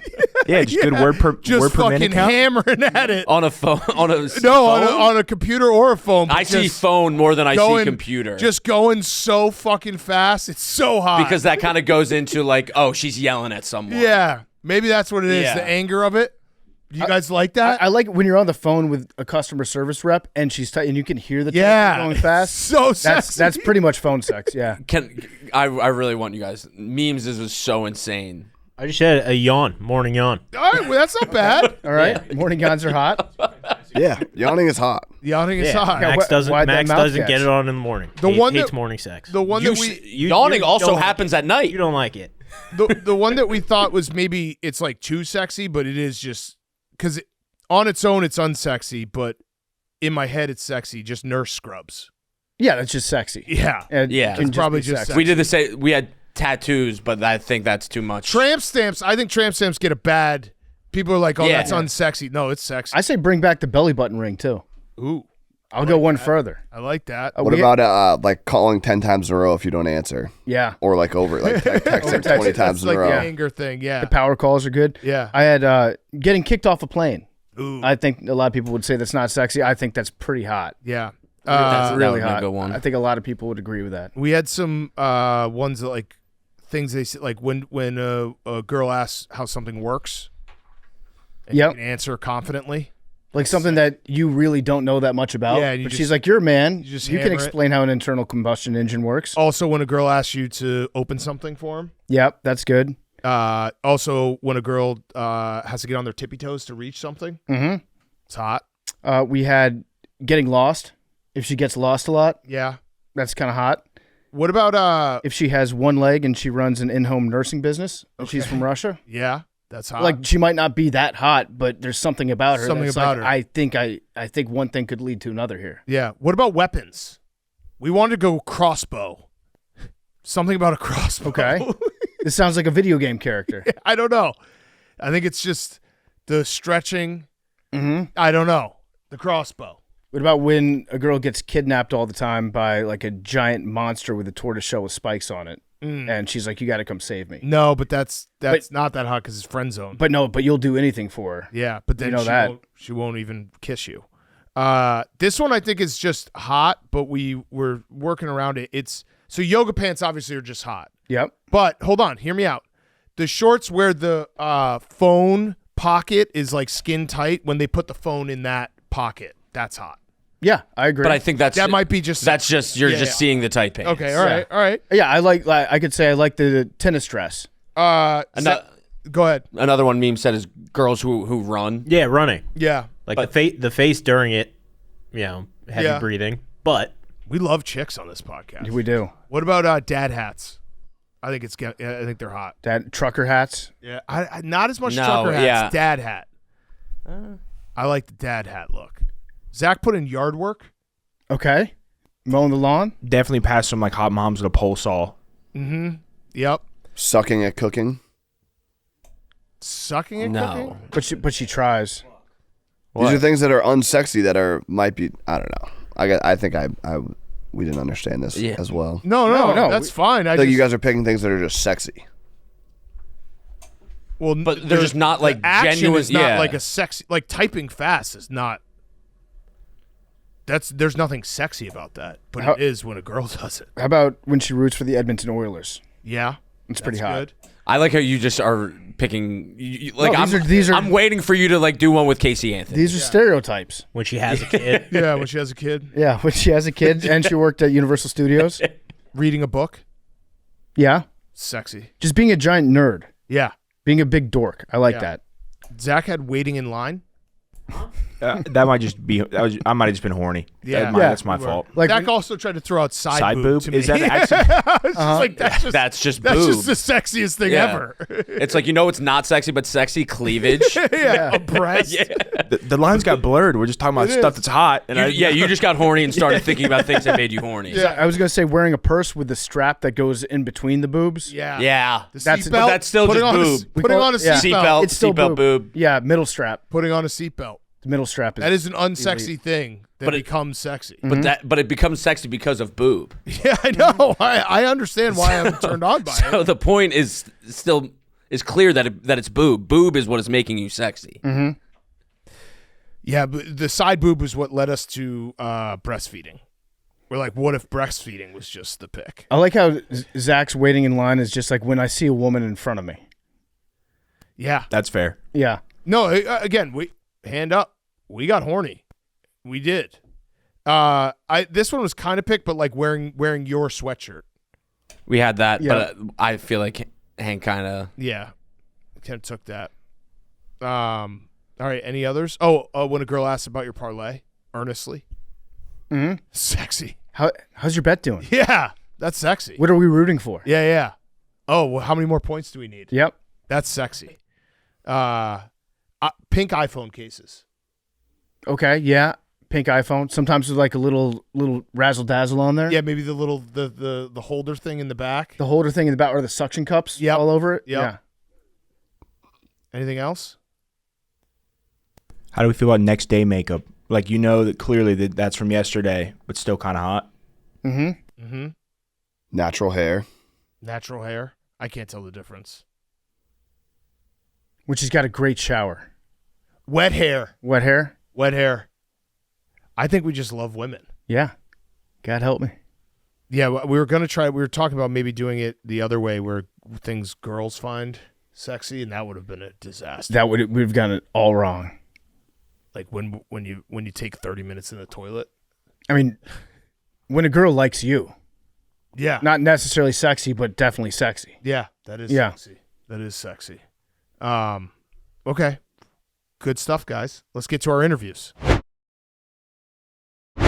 Before we get to Taylor Swift is brought to you by Wayfair. That's right. A summer winds down. Let's get back into a routine that you can love with Wayfair. From bedding and linens to storage solutions for every room in the house, Wayfair is your one-stop shop. Refresh your workspace. They got desks, bookcases, office chairs for way less. Or you can make weeknight dinners a thing again with quality cookware that makes mealtime a breeze. You can find everything on Wayfair. Wayfair is super convenient. I'm about to redo my rooftop, redo my outdoor spaces, get some outdoor furniture out there to accent the hammock. There's something for every style and every home, no matter your space or your budget. Wayfair makes it easy to tackle your home goals with endless inspiration for every space and budget. Free and easy delivery, even on the big stuff. No more huge delivery fees for furniture. Get big stuff like sofas, dining tables, beds, desks, and more. Ship free. Get organized, refreshed, and back to routine for way less. Go to Wayfair.com right now to shop all things home. That's WAYFAIR.com. Wayfair. Every style, every home. And now here is Taylor Swift. Okay, we now welcome on a very, very, very, very, very special guest. New album out on what, the 12th? Sure. On the 12th. So you've probably already listened to it, but we have secured Taylor Swift on the show. We're going to fight fire with fire. So Taylor, thank you for joining us. My first question to you is, how long have you been Taylor Swift? Yeah, well, thanks so much for having me. To all the listeners, yes, I promise my name is actually Taylor Swift. I get jokes all the time, but don't worry, I just shake it off. Oh, that's good. Wait, so answer the question. How long have you been Taylor Swift? I've been Taylor Swift for 31 years now. Oh, okay. Wow, that's a long time. That's a really long time to be Taylor Swift. Yeah. So Taylor, when you have people that find your name out for the first time, what's their initial reaction? And then do you have something that you say back to them? Well, I mean, it depends. Sometimes if I'm making like dinner reservations or, reserving event spaces or stuff like that, people get really, really excited. And then I'm the one that walks into the room, this 6'1" white male that looks nothing like the other Taylor Swift, and it's always disappointment. Yeah, I can see that. It's like the Michael Jordan commercial. Yeah, Taylor, what are your thoughts on the Exactly. Chiefs' upcoming season?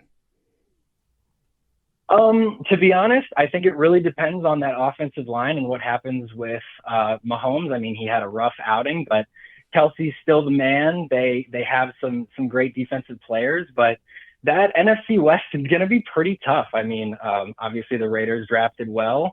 And, Denver has a formidable defense and an incredible, sophomore quarterback. So it's going to be a tough division, but I think they're still going to make the playoffs and make a deep run. Okay. So in the Super Bowl, Taylor Swift got booed. And so I'm just curious, what was going through your mind, Taylor Swift, at the time? Sometimes I feel like I live vicariously through her.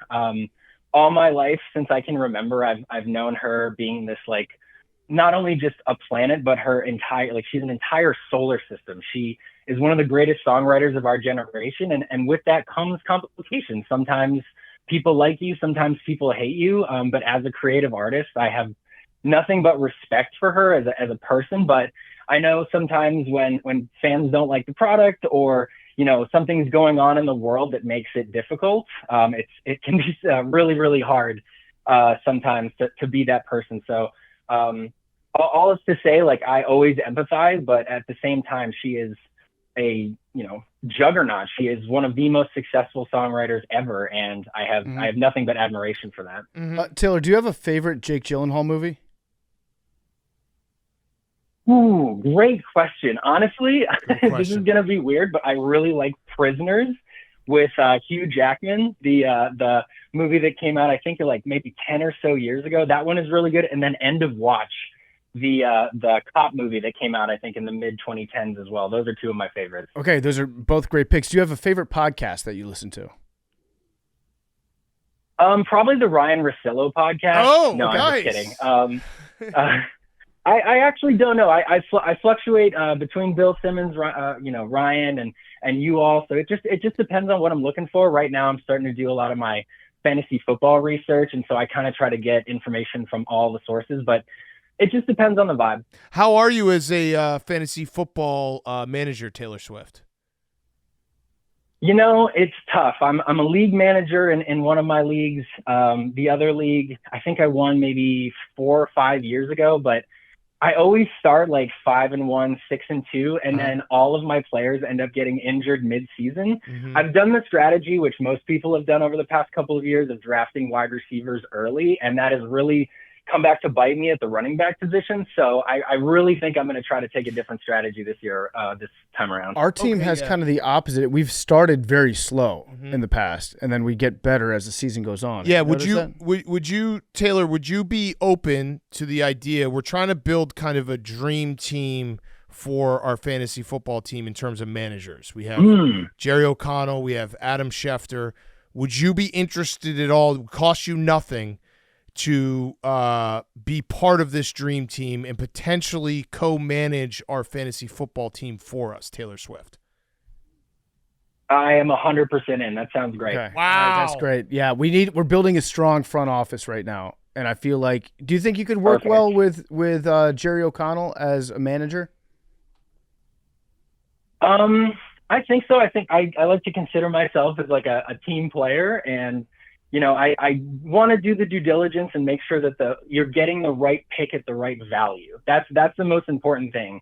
And so just making sure there's proper communication channels to make those right picks. But I love Schefter. I'm a big fan, so definitely would be amenable to join.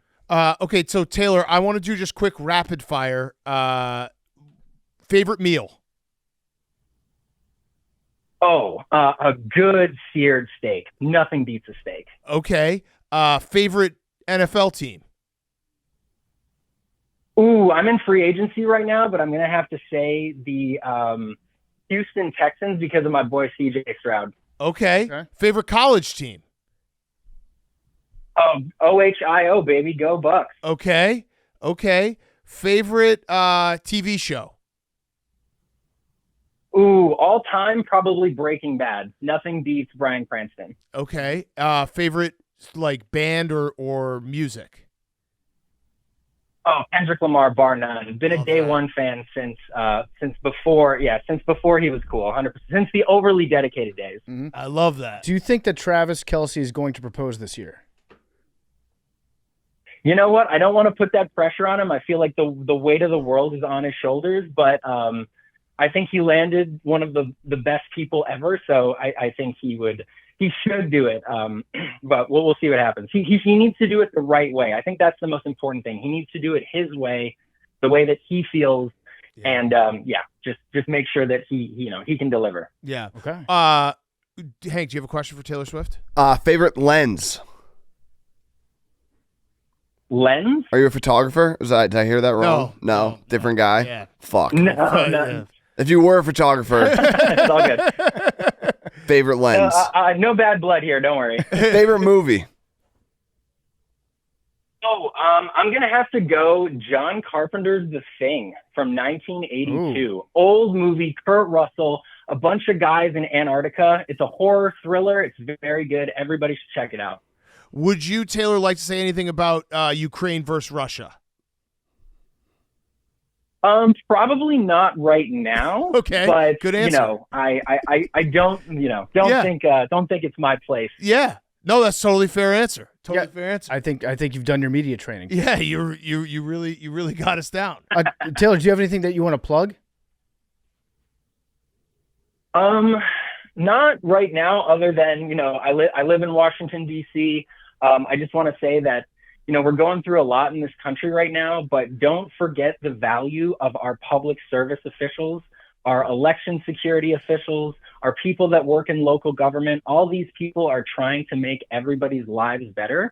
And people wake up and choose public service and make less money than those in the private sector. And I think it's really, really important for a country that has good social services, good government services, to have people that want to have those jobs. And so just want to make a plug for our public service officials. I love that. I like that. I love That's that. Well said. I have one last question for you. If you were to make a Mount Rushmore of tight ends, NFL tight ends, all time, who would you put on that list?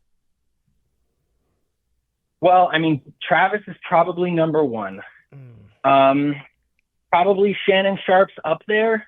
All new news notwithstanding. Mm-hmm. Let's see. Oh my goodness, I'm kind of drawing a blank right now. Who was the guy that played for the Saints? Jimmy Graham. Jimmy Graham. Trying to remember. Jimmy Graham is definitely up there, and then he was the Chiefs tight end. Tony Gonzalez before Travis. What was Tony Gonzalez? Tony Gonzalez. There we go. See, Okay. y'all are asking me all these NFL questions. No, that's and I'm good at the NFL, but the NBA is really my jam. Oh, okay. So let's go. Let's go. Your Mount Rushmore of NBA players. Oh well, it's LeBron, and LeBron. Oh, Okay. Oh, this has gone bad, Taylor. We've turned a bad corner here, Taylor. Do you want to take it? Let's do another crack at the tight ends one, though. So I'll just throw a couple more names out there for you. You got Rob Gronkowski. You've got Antonio Gates. Well, sure. I feel like maybe one of those might true. push Travis off the list because he's still playing. We don't know what he's going to accomplish by the end of his career. I still think that, Travis has shown time and time again that he is a winner. I agree that I think Gronkowski should definitely be up there, especially with all of the rings and all of the touchdowns. Mm-hmm. Same with, I totally agree. But Travis has just shown that he has been either the 1A or 1B on multiple deep playoff runs. Mm-hmm. And again, he's still in his early 30s and still has that appetite to win. And I mean, oh my gosh, just like, I think that when folks think of change makers in the NFL, like he transcends the NFL, which I think is another reason why people belong on the Mount Rushmore. Like, yes, of course, stats are important. Of course, rings are important, but people will remember Travis Kelce for, his stuff on and off the field. And sexiest NFL player. Ooh, Good question. I don't know. I haven't thought about this one. Let me think. You're gonna have to come back to me on that one. Let me marinate on that for a minute. What about NBA player you would like to date if you were maybe a woman? Let's see. I mean, I feel like all of the female friends over the course of my life have said Kelly Oubre. I don't really know why, Good but answer. honestly, I'm not 100% sure on that either. I'm trying to think of someone that's like a great hang. Okay, I'm just going to have to be biased again. My 330-216 is going to come out. I'm going to have to say Donovan Mitchell. Okay. He seems like a super charming guy. He's not overly tall. Like, I'm pretty tall. I'm 6'1", but he wouldn't like tower over me. Mm-hmm. And he just seems like a great hang. And obviously just got, engaged as well. So congratulations to him. Okay, last question. Hottest guy in Hollywood.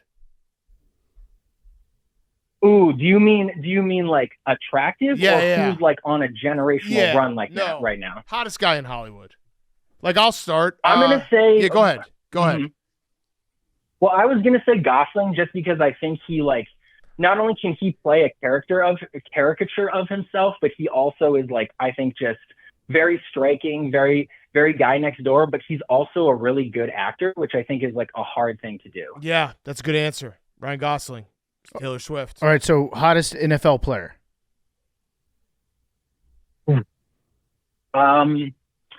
Let me see. Can be anyone. Could be Jameis. I know. Let's say, I guess I'm just gonna have to go back to CJ. I think CJ Stroud is just like he's definitely like on the more handsome side, but he also seems like a great hang. Yep. For me, like personality, like really is a big thing, and he just seems like a great guy to hang out with. Okay, great. Well, Taylor Swift, thank you so much for joining us. We really appreciate it, and congrats on all the success. What, Max? Did you have something? Oh, okay. Yeah. Congrats on everything, and thanks so much for joining us. Awesome. Thanks so much for having me. Go Cavs. Taylor Swift, our great friend, was brought to you by Chevy, and Dricus Du Plessis will be brought to you by Chevy. For over a century, Chevy's been building trucks that don't flinch, and they never quit. Whether you're hauling lumber on the job or you're trying to get the smoker, the cooler, the cornhole boards, and the whole crew to the tailgate on time, Chevy gets you there. When Chevy says most dependable truck, they're not just speculating. Chevy trucks have earned more dependability awards for trucks than any other brand, according to J.D. Power 2025. They sound like they've got the stats to prove it. In every Chevy truck, dependability comes standard. For more on Chevy trucks, visit Chevy.com and visit jdpower.com/awards for more award details. And now, here's Dricus Du Plessis. Okay, we now welcome on a very, very, very special guest ahead of UFC in Chicago. It is Dricus Du Plessis. Did I say it right? No. Okay, Dricus. Let me go one more time. Dricus Du Plessis. Still no. Pretty close. That was close. Your guy right now You are is saying my name is. It looks like me trying to throw that basketball. Yeah, that was tough. Yeah. that was well, tough. this is tough. Yeah, I mean you're a very confident guy because we just sat down. We're gonna probably air this the week of the fight, but you're about to throw the first pitch of the Cubs game, and I was like 60 feet 6 inches. Like, you got to be ready. You go, it's 60 feet 4 inches, and I've been watching baseball all my life, and I had to go check, and I was like, is he right or am I right? I was right, but you made me think I was wrong. And that's what it's all about. Yeah, I don't know how you did that. 2 inches make a big difference, though. Huge because you can't bounce it. Depending on who you ask. Right? Yeah. I would kill for 2 inches. Yeah. All right. So then correct me on the exact pronunciation. Dricus Du Plessis. Okay. The S is silent. DDP. DDP. That works. Dricus Du Plessis. That's it. Is that close? Okay. Can you just say the name Dricus Du Plessis? Can you say the name Brooks Koepka? Brooks Koepka. Oh, that's so good. He should be South Africa. That works. Yeah. That works. All right. So you're getting ready for your fight. Yeah. How are we feeling overall? Absolutely incredible. I mean, Cam, we are just over 2 weeks out. 10 days out today, actually, and 10, 11 days, yeah. The camp's been incredible. We've been preparing. We've known quite a while that this is going to be the next fight, so I've had more than sufficient time to prepare for this fight, and I can with 100% honesty say this is the best camp, the hardest camp, I have to say. You know, when you're preparing for a guy that wrestles like Hamzat or you know, a guy with that wrestling and grappling pedigree, you have to understand that in an area like that, it's a physically demanding area. This wrestling probably being the most physically demanding area in MMA. So it was a hard camp. It was a long camp, but you know, I knew for a fight like this, fighting the best opponent I've ever faced, I need to be more ready than ever, and that's exactly what we did. But here I'm sitting right now, and the past 12 weeks just flew past me. And you know, I'm so ready to go. This is the biggest fight of the year. I can't wait. Mm-hmm. So how does it look when you have a 12-week camp and then the 2 weeks before? What is the training like? You're tapering off, or what? Like, how is it? Just like maintaining the level, because you obviously don't want to push yourself super hard right before the fight, right? Yeah. So I guess it's different for most people, but everybody understands their body, and you know, the coaches I've been working for the past 10 years. You know, and my conditioning coach, we've been working together for just over 2 years now, a new conditioning coach. And we understand my body, how it works, how long it takes to peak, because we go flat speed. You build up in camp, and then 3 weeks out from the fight is my hardest session. That's my hardest session of my whole camp. 3 weeks out, and also your biggest risk of getting injured. Right. At that time. So, but it's what needs to be done. And then you start tapering off. But 3 weeks out, like last week, I was here about 3 weeks from the fight. Mm-hmm. You still go hard. You not in terms of contact, but in terms of pushing yourself, cardio wise, conditioning wise, strength, even all of that. You're still pushing very hard. And then from this week, 2 weeks out, you start tapering on that too. So your sessions are still intense, just shorter.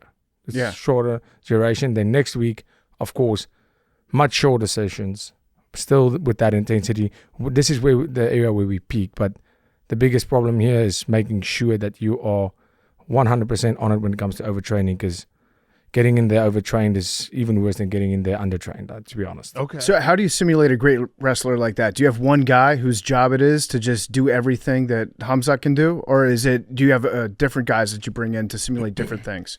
Well, I always explain like this. You have to bring guys in at this level, because, I mean, finding one guy that can do exactly what Khamzat does, you would be in the UFC right now fighting for a world title. Right. Yeah. You're not going to find one guy. Just the same as you're not going to find a guy to simulate me. I don't think somebody in the world fights like me. But once you have a couple of guys, one guy just takes care of this one area. Mm-hmm. One guy takes care of this one area. Or even in that specific area, you can even break it down more, which is something that I did. Get a guy that's great at a double leg. Get a guy that's great at a single leg. Get a guy that's great on top, great on bottom. Find a guy to break down his game, because there is somebody better than him on top. Mm-hmm. There's a lot of guys better than him on top. There's a lot of guys better than him in the bottom. A lot of guys better with double legs, a lot of guys better with single legs. But one guy can put it all together, that's him. Yeah. Mm-hmm. Those guys would be fighting for a world title if they were able to do that. So you have to split that up, especially at this level, and get guys from, I mean, even in boxing, when I prepared for Strickland, you get a guy with just a good jab. Then you get because a normal boxer is not going to fight that Philly shell. So it doesn't help that I've trained with that boxer, because it's not going to simulate.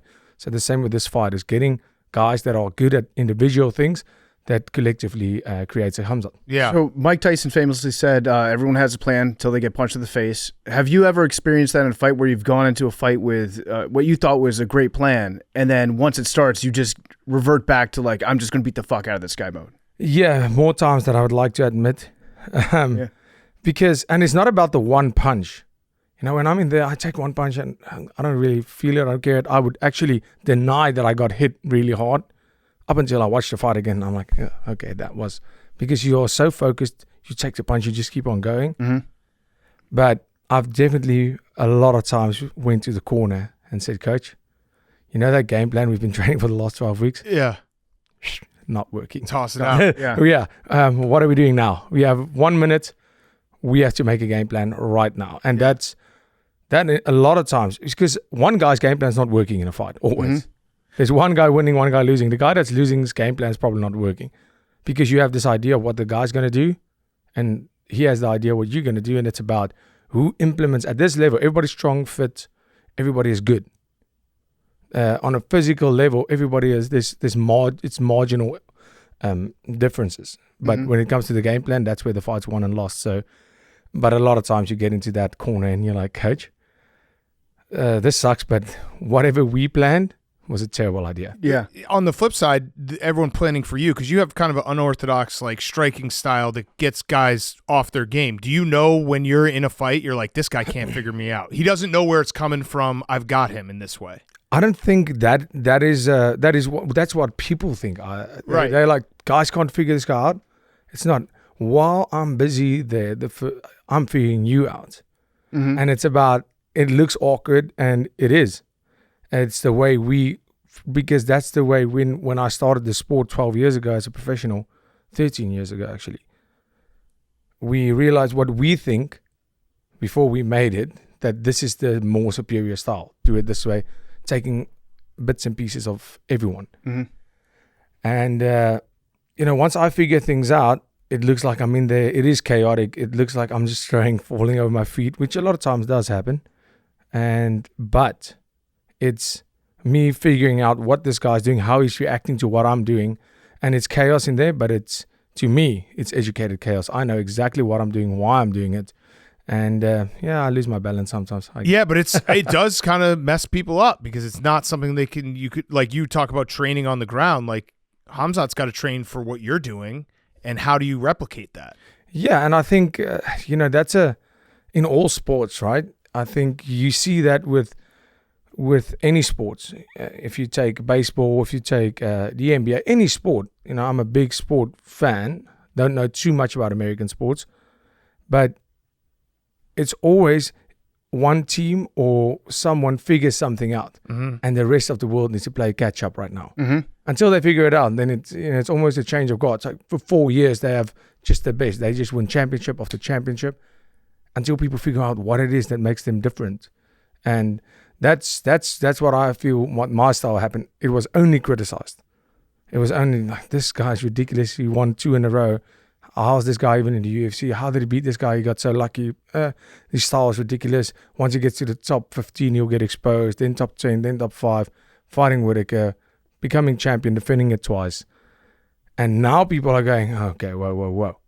Let's look into this. And I said this from the beginning. I think you guys are only criticizing my style where you should be taking notes. Instead, I understand there is a lot of criticism, and deservingly so. I think I'm a 6 out of 10.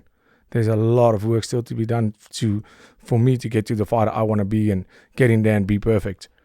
But there's some things I do that are great. That's why I'm the world champion. And people were too late. And now people are starting to say, okay, maybe we should look at this. Maybe we should. This is not just him going crazy. This is actually an educated scramble or an educated combination, even though it looks different to what we're used to. And now they're playing catch up. Yeah. Have you seen any guys in particular that have adopted things that you do? I think when one of my teammates and I, actually our team manager, we spoke about it, and the sport started off with just brawlers, right? Just guys getting in there. It looked like one big bar brawl, but it wasn't an educated bar brawl. No, it was just Tank Abbott just hitting somebody as far as throwing for 2 minutes at a time and getting as tight as you can and seeing who lost. Then it became more technical, up until a time where it was the technique was the only thing. There were guys with great wrestling technique just killed everyone. Then, there was first the grapplers, then the strikers, then the wrestlers, and the same thing, like I said, then the wrestlers take over, then the strikers start taking over, and then the grapplers take over for a while again. Where the sport right now is it's a sport on its own. It's not the grappler, or it's the most complete martial artist. Right. Because we saw that with a guy like Bo Nickel, for example, now. Great wrestler. Incredible wrestler. He's one of the best to ever do it. But it's not the same as MMA wrestling. The distance is different. The punches is different. The stance is different. The levels are different once you bring in those variables. And I think that's where the sport is right now. It's almost going right back to from the super technical to the guy that can take the most and give the most. Right. Now, you find a guy, everybody can defend a takedown. Everybody can shoot a takedown.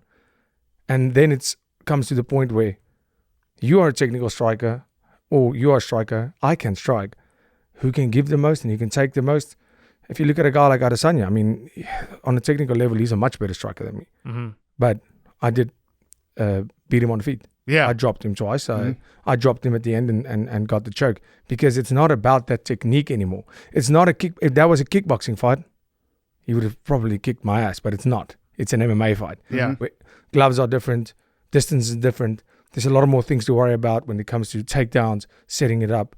And I think that's where the sport is. It's going all the way back to who's the guy that can stand, bang, and take the most and give the hardest shots. What's your favorite way to win a fight? So you've won a fight, knockout, guillotine, rear naked choke, 2 face cranks. What's your favorite?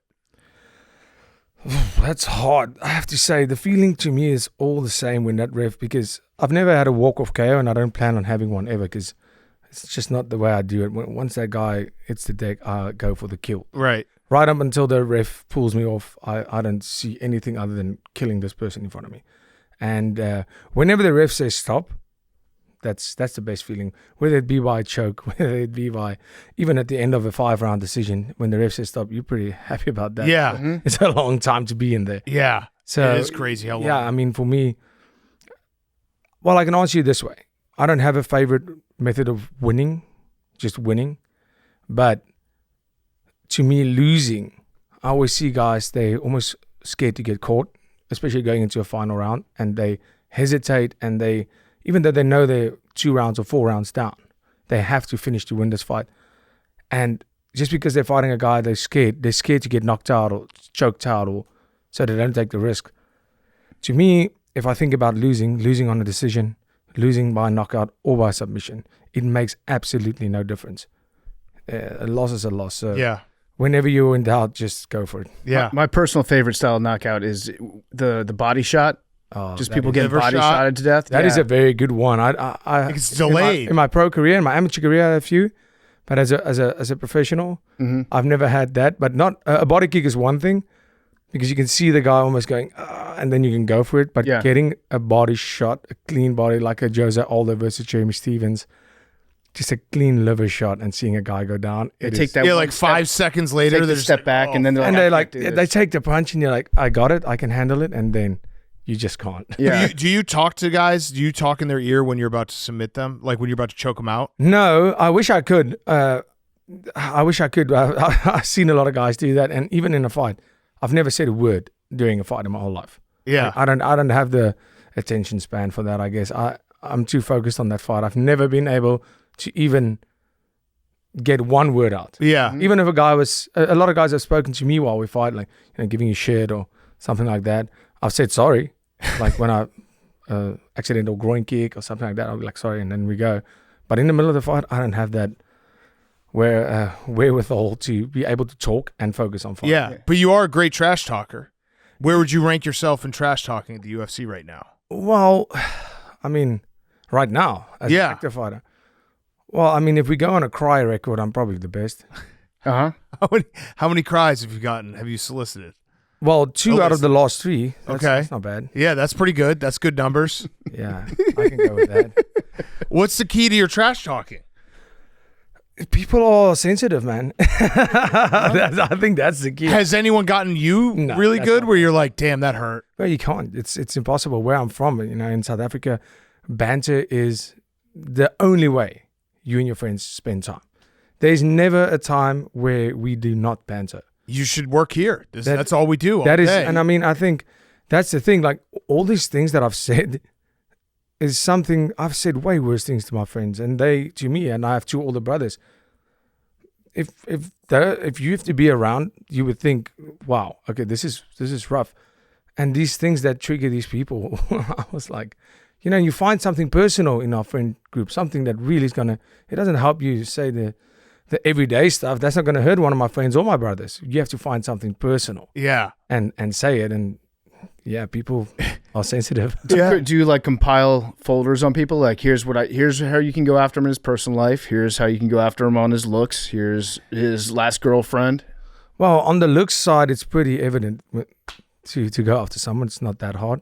Yeah. They're sitting there and you can see.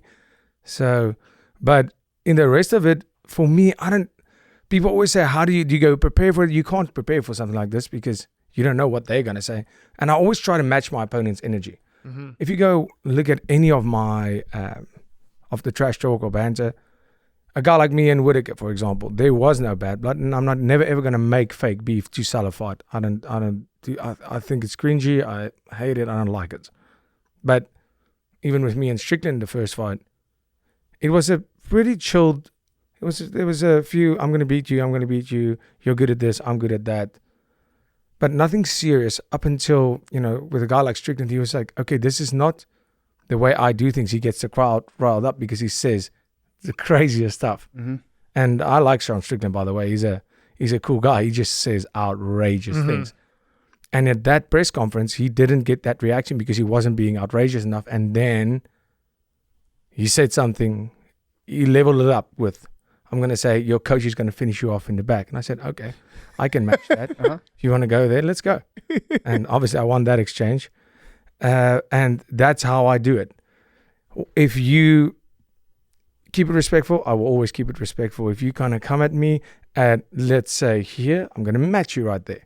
If you're going to open up, I'm going to go for it. Yeah. Yeah. And there's nothing I will not say. Yeah. There's nothing that, have you ever crossed that line? There is no line. Oh, It's war. It's war. Isn't the line killing someone? I'm willing to kill that person. I have no problem in doing that. that's a good point. There's no line for You wouldn't feel bad if you There's nothing you that would choke be- somebody out in the ring and maybe the ref was too late getting over to you. God forbid, but if the ref doesn't stop it, I'm not stopping. Yeah. And if it did happen, we signed the forms. We know what we were risking. Yeah. What does it feel like walking into any room being like, I could beat the fuck out of anyone? Because you were just shooting a basketball on our court, and it was some of the worst basketball shooting athletic display I've ever seen, and I had to sit there and not talk shit because I was like, he can just beat us all up in 1 second. You see, that's a good side of it because I can suck. And nobody's winning. Yeah, no, because you really sucked. Yeah. It was bad. Yeah. Yeah, but that's the thing. When you walk into a room and you can beat everybody there, it's like people can. I always say, speak behind my back. I don't care. But if you stand in front of me, I will beat the shit out of you. So that's how it feels. Yeah, That's how it feels. Like that's got to feel good. Yeah. If me, Big Cat, and we got Max in the booth right there, if the three of us attacked you right now, how quickly would you knock us out? Hey, Max is a big boy. Yeah, I don't care about size. Okay. I would say probably like if all three of you Yeah, at once. before the fight's over. Yeah. Yeah. Like before. So at once, I would say probably give me 2.5 minutes. Oh, that's pretty we're good. lasting Yeah. way longer. That's the Respect. longest I've ever lasted. I thought you were going to say 10 seconds. Yeah, no. Holy for shit. One of We you, kind of yeah. we kind of just kicked your ass. Yeah, because we actually because kinda if you won think that. about it on a realistic terms, if you come at me, Yeah. I'm definitely knocking you out. I don't think first. so. Yeah. Well, you won't know. Don't worry. Okay. You'll know when you wake up in hospital. You'll know. No, just go for your legs. And yeah, and then Takedown, ever heard of it? and then it's a street fight. I can stomp you. Yeah, so we can stomp you too. You can. I'd bite try, your balls. and I will bite your balls. No, you can't do that. I already said I'd bite your balls. You guys are both Okay, you're fine. 69ing now. You've got your That balls in sounds. each That's other's why. mouths? Okay, fine. Yeah. All right. I'm punching We just him. hook I'm up, punching bro? him. I'm punching.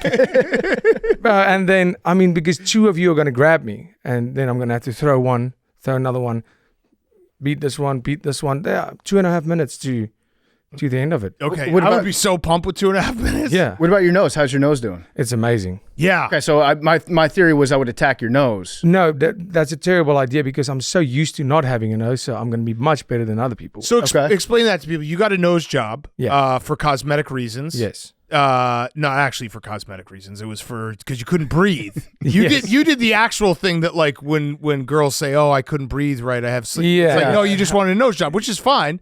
But you there was a stat I saw that you were getting 9% of your oxygen before, and now you're getting 100%. How does Yeah, that the make oxygen is not. That was a typo or miscommunication. It was the airflow intake in this whole nostril was done. Like there was this one actually. It was just shut. So you just couldn't breathe out of your nose. No, there's no way. That's why I would always breathe. And if you think about just breathing through your mouth the whole time, that's hyperventilating. Yeah. And that would happen to me in every single fight. It would go great. Conditioning wise, it was just, we are next level. As soon as the pace gets in, you start hyperventilating. And that's why it didn't only look like I was struggling, and I was struggling because it's just the buildup in your blood. It's you are gassing because you are only breathing. Even between rounds, you can't breathe through your nose. Yeah. So after that, I really hoped when I got this up, because you can't think that something like that would change that much, but that's what the experts told me what was wrong. And I thought, okay, well, if this doesn't work, I'm going to look like such an idiot because I really banged on that and it worked. Yeah. It worked. It was. Could you tell right away? Yeah, the first fight after that was Robert Whittaker fight, after the nose job, if you would call it that. Yeah. And then I went 5 rounds with Strickland, and then I went the 4 rounds with Adesanya, 5 rounds again, and it was evident. Now I was getting so much shit for my cardio, so much shit. And then all of a sudden, people are like, Dricus' cardio is amazing. They were like, Dricus is gassing just from typing this message. And now it's like people are, Dricus has the best cardio in the whole UFC. Yeah. It's amazing. But that's the game. So you were playing basically on hard mode. Like Yeah. you were a very accomplished fighter, what was your record then? 19-2 or something? Somewhere around there. Like that's pretty insane that you were able to do that just not being able to breathe. Yeah, I would say my nose got pretty busted up badly around 2018. I would say about 2 years before the UFC, and all the fights after between that and my UFC up until Brad Tavares, which was my third fight in 21, I think 22. 22, yeah, was first and second round finishes. So that was the first time I realized the problem. Yeah. Because up until then, from 2018, was all first rounds, and then or early second, and then with Brad, it went the distance, and I was like, this is obviously you fighting top 15 guys. Then fighting Darren Till, it went to the third round. Fighting Derek Brunson, it went to the second, which was a ridiculous pace, first round and second. And that's after, I was actually after Darren Till fight saying, okay, I'm doing this. And then they phoned me and saying, you're fighting again in 12 weeks. And I was like 3 weeks after the Till fight. I said, okay. After that fight. And I'm very happy I made that decision because that was before the fight with Whittaker. Yeah. So when you got the nose fixed, did you have them shape it back to the original shape of your nose, or were you like, hey, I'd like to get a new nose too? Well, I have to say, my nose never really been like, it's big. It's not like it's bigger than it's like was. it's a normal size nose. Yeah, it used to be a lot thinner, but I mean, no, they only did the inside, not the outside. So when you're doing cardio, getting up to these last couple of weeks of camp, how much are you actually running? Like what is the maximum you will push yourself to? What do you mean maximum I would push myself? Heart rate wise? Distance, speed? No, I mean, for me, running, especially with knees and stuff with the sport we do, I know a lot of guys believe in running, but no, I understand in boxing you use a lot of running because you don't have to shoot double legs on your knees. You don't get kicked in the knees. I'm not a big fan, especially with the bigger guys. I think the smaller guys, a lot of running, it's not good for your knees. So I do running. I would prefer doing the assault bike instead of running. I do run at least once or twice a week. But at this stage, if I'm doing long distance, it's at a very slow pace. I would do an hour of running. That's more of it. It's an hour of running, which is not about the pace I'm putting on. It's about getting your heart rate to, let's say, 140 and keeping it there. That's for that zone of training. And then, of course, we would do conditioning sessions where you try to push your heart rate as hard as you possibly can for 30 minutes at a time. Yeah. So if you had to choose, if you had a magic wand and you could be a professional rugby player or UFC champion, which one would you take? Yeah, I mean, I made that decision because, that was the two choices for me. That's the two passions, the two sports that I pursued was rugby and MMA. And I chose MMA and to possibly become a UFC champion. And I have not regretted that decision a moment in my life. You know, if I've chosen rugby, if you look at the Springboks, the South African rugby team, I know rugby is not massive in America, but the Springboks are the best rugby team in the world by a long shot. And I honestly don't believe that I would have been I would have been able to be one of the great rugby players, or I don't even think maybe, but I highly doubt it. If you look at the boys, they are big and they are the best in the world for a reason. I don't see a spot for myself in the Springbok squad. Yeah, I do see myself as the world champion and the greatest to ever do it in mixed martial arts. We had the Beast on the show, and he's an awesome guy. He is amazing. Love that guy. And so the World Cup, are you going to go to the one in Australia? The World Cup? Yeah. I will never miss a rugby World Cup in my life again. Yeah, I mean, this last one was pretty good for you to watch. Yeah, it was amazing. Yeah. Yeah, well, I mean, if you're the Springboks, every rugby game is good to watch. Yeah. What? How awesome is it after you win a fight? Like the next couple weeks, you get to just eat whatever you want. Oh man, is it the best? I always daydream about that. Not like daydreaming about winning in the octagon. I daydream about like being able to eat whatever you want after. Yeah, it's they always say in between rounds, go to the happy place. Go to your happy place when you're sitting in between rounds. That's how you almost getting back to your center. And I can tell you, my happy place is then. And I felt this even way before the UFC. I was maybe 21 years old, 20. And my mental coach said, okay, think about your happy place to go to in between rounds to calm yourself. And that is the next morning. And it is to this day. I can't wait for that. Waking up sore, you're like, but you just smile and you feel, I did it. You don't have a worry in the world. Doesn't matter what's going on. Yeah. Walking down from the hotel, seeing that buffet breakfast, grabbing a beer instead, and grabbing maybe 10 beers, then starting thing into that buffet. You know, for the next couple of weeks, the world's your oyster. Oh, that's awesome. That is it. Yeah, just going, you know what? I'm going to drink a beer. Yeah. You know what? I'm going to eat all those pancakes. I don't care. That is the happy place. That's the goal. And by the time those couple weeks are over, are you ready to get out of your happy place? Yeah, absolutely. I mean, for me, that's I get to that position, but because with me, like, my whole life, since I was 15, 16 years old, I've been training martial arts since I was 5, but that has been my mindset, is becoming UFC champion. I do this every day. This is my full-time job. What else am I going to do? Even when I'm in that happy place, I'll do that, and I'll go train the next day. I do at least a session every single day. When I'm in the middle of that first 4 weeks, I'm training every day. It's not, I just can't. Even when we go away on holiday, I would go for a 2-hour run. I would find a tree to climb or do something, because that's what I do every day. That is why I believe I am where I am. It's through doing this every day for the past 13 years. So you started training when you were a little kid. Have you ever been bad at fighting? Was there a part of your life where you're getting your ass kicked? Only at home. My Two big older brothers. Older brothers, because they were good at it too. My middle brother, I'm the youngest. Then I have one brother 4 years older, one 7. Both national champions, multiple national champions in judo. My middle brother is a lawyer now, and also he manages everything for me. He's the smartest one in the family. My middle brother, and he also has a professional record of 4-2. But for him, I was already fighting for my first professional title. He was a 4 years running judo champion, and he was like, "Cool, I'll try this," and just went like 3-0 as a pro. Lost his first fight, won again. But for him, he was being a lawyer while he did this. He was just having fun with it. My oldest brother is both my brothers played very competitive rugby too. My oldest brother is the one that taught me my first punches and kicks, in the garage. He was my first couple of amateur fights. I didn't have a coach. My older brother was the one who showed me everything.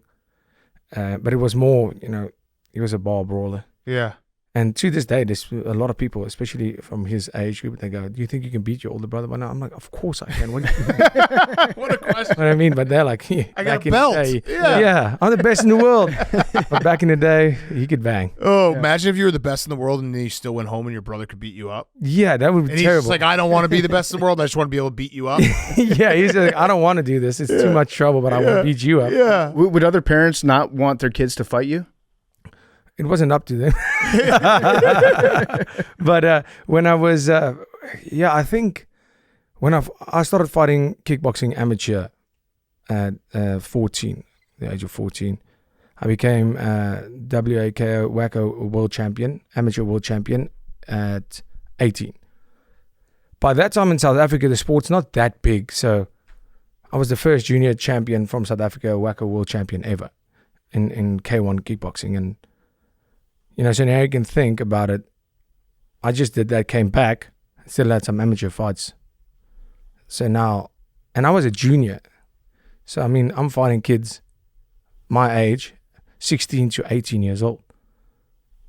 And I'm a world champion. And, a lot of fights, when there's no kids to fight me, I would just fight in the seniors and beat them too. Mm-hmm. So that was, I think, it was good for me, and I think good for the people under 18 years old. Yeah. Moving into that bracket of not fighting high school kids anymore, because that was I was actually a professional fighter, MMA fighter. I was 4-0 something in that line, maybe 5-1-ish. And there was a grappling tournament, a big one. It was the national championships, and I was 19. So they went, "No, you are fighting with the juniors. It's 21 and under. Mm-hmm. It's 18 to 21 is the one group." And I went, "Are you crazy? I'm a professional fighter. Right. And I'm fighting high school kids or somebody." And they were like, "No, if you get hurt, it's on us." And that was the dumbest thing ever, because I went there and it was... You just killed everyone. Just killed everyone with that. And they went, "Okay." I think the first guy I had to fight was like, he just asked me for an autograph just before the fight. And then he was like, "I'm fighting this guy." And they just went, he's like, "No, I mean, the fight's over before it starts. Yeah, and He's he was just like, I'm not going to fight you. Yeah. He just withdrew from the competition. He's like, I'm not going to grapple this guy. Yeah. And then they put me in the next category. So, for me, it's fighting has been the one thing that was the opposite of throwing that hoop. I've just been throwing that hoop. Yeah. I've just been good at it. It's something, and it's not that I was good, especially when it comes to striking and all of that. When it comes to grappling and wrestling, I have a natural feel, always been good at it. But the striking and stuff, I'm not the most crisp, and it's pretty evident. But when I'm like a sponge when it comes to it, I love nothing in this world more, and it's been like that since the first time I wanted to do this, since I was 15.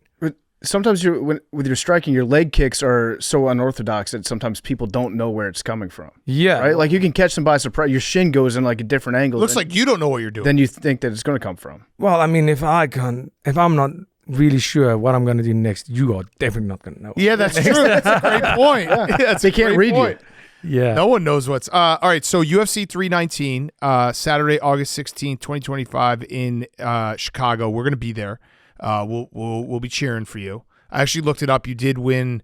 I think it was the Whitaker fight. I bet on you because I have a tweet just saying your name. So you've won me money before. I appreciate that. That is great. I'm very happy to hear that. Yeah. So UFC 319 at the United Center. Do you have a prediction for what you're going to do, Hamzat?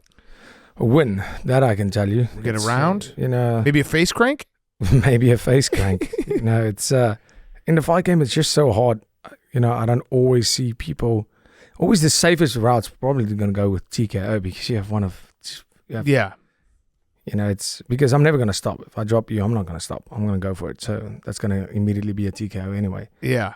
So, but as the fight goes longer, I'm definitely getting stronger. And, everybody goes, Dricus has to get through the first round, maybe the first 2 rounds, and then he can get through the rounds. What do you mean? I want to get that guy out of there in the first round. He needs to get through the first and second round. I don't need to get through anything. I'm going to go in there and try to finish that fight from the first second to the last. And that's how I fight. I always have and I always will. Yeah. Do we have a question from Hank, our MMA expert? I think Hank we might. over there. He's our UFC expert. How you going? How you doing? Oh, that's good. Good start. Fights in Chicago. Do you care at all where you fight, like Vegas, Chicago, New York, or are you just anytime, any place, anywhere? Yeah, I mean, for me, it almost became, people saying, oh, why are they making you fight there? It's and I remember a lot of guys, even like a Sean Strickland, he was so angry that he had to go to Australia to fight me. Mm-hmm. Or even when he had to go to Canada to fight. And I know Joe Fiver, that's how you say his name, right? Yeah. He said he's never traveling to Mexico or traveling again to fight. He's fighting. I went, oh, must be nice because every time I go, Africa's in the middle, but it's far away from everything. Right. Every time I go and fight, there has to be some relevance. I fight in foreign country. I almost fight in enemy territory. Right. Mm-hmm. And I've grown quite fond of that. In earlier in my career, I was always the favorite, crowd favorite. In the UFC, I was champion there in South Africa. International guys came in. I fought them in my home country. It was amazing. And then every fight in my UFC career, the last, 5 years have been away from home. It's enemy territory the whole time. And fighting crowd favorites. Like, fighting Darren Till, Robert Whitaker, even though they're not from America, everybody loves them. Mm-hmm. Now, Robert Whitaker, who doesn't love Robert Whitaker? He's one of the coolest guys in the world. We're going to be heavy DDP on Saturday. Yeah, and if you're afraid of a plane ride, that's that can be a problem. So for me right now, I almost feel like flying, conquering the land, and I feel like a Viking. Oh, we need a map. Where I go there, where you've gone. Now I also get to see the world, doing what I love, and now I've really grown fond of traveling to different places. Mm-hmm. Yeah, and being able to fight there. So fighting Chicago, this is the first time I've been in Chicago, and it's been amazing. So yeah, I mean it's one of the perks of the job, I guess. Not going to the same place every time, because I've fought in Vegas I think 5 times. You kind of get like yeah, it's cool. You get to it's you get great paid to go travel. But now I get to see Chicago, and I went to Sydney and I went to Perth, and you see all these places. I went to Abu Dhabi to fight, so you get to see the whole world while doing what you do. That's very cool. All right, I got one last dumb question for you. A lot of people were talking about what would happen in a hypothetical fight: 100 people versus one silverback gorilla. I don't know if you saw the discourse regarding that. How many of you would it take to beat one gorilla?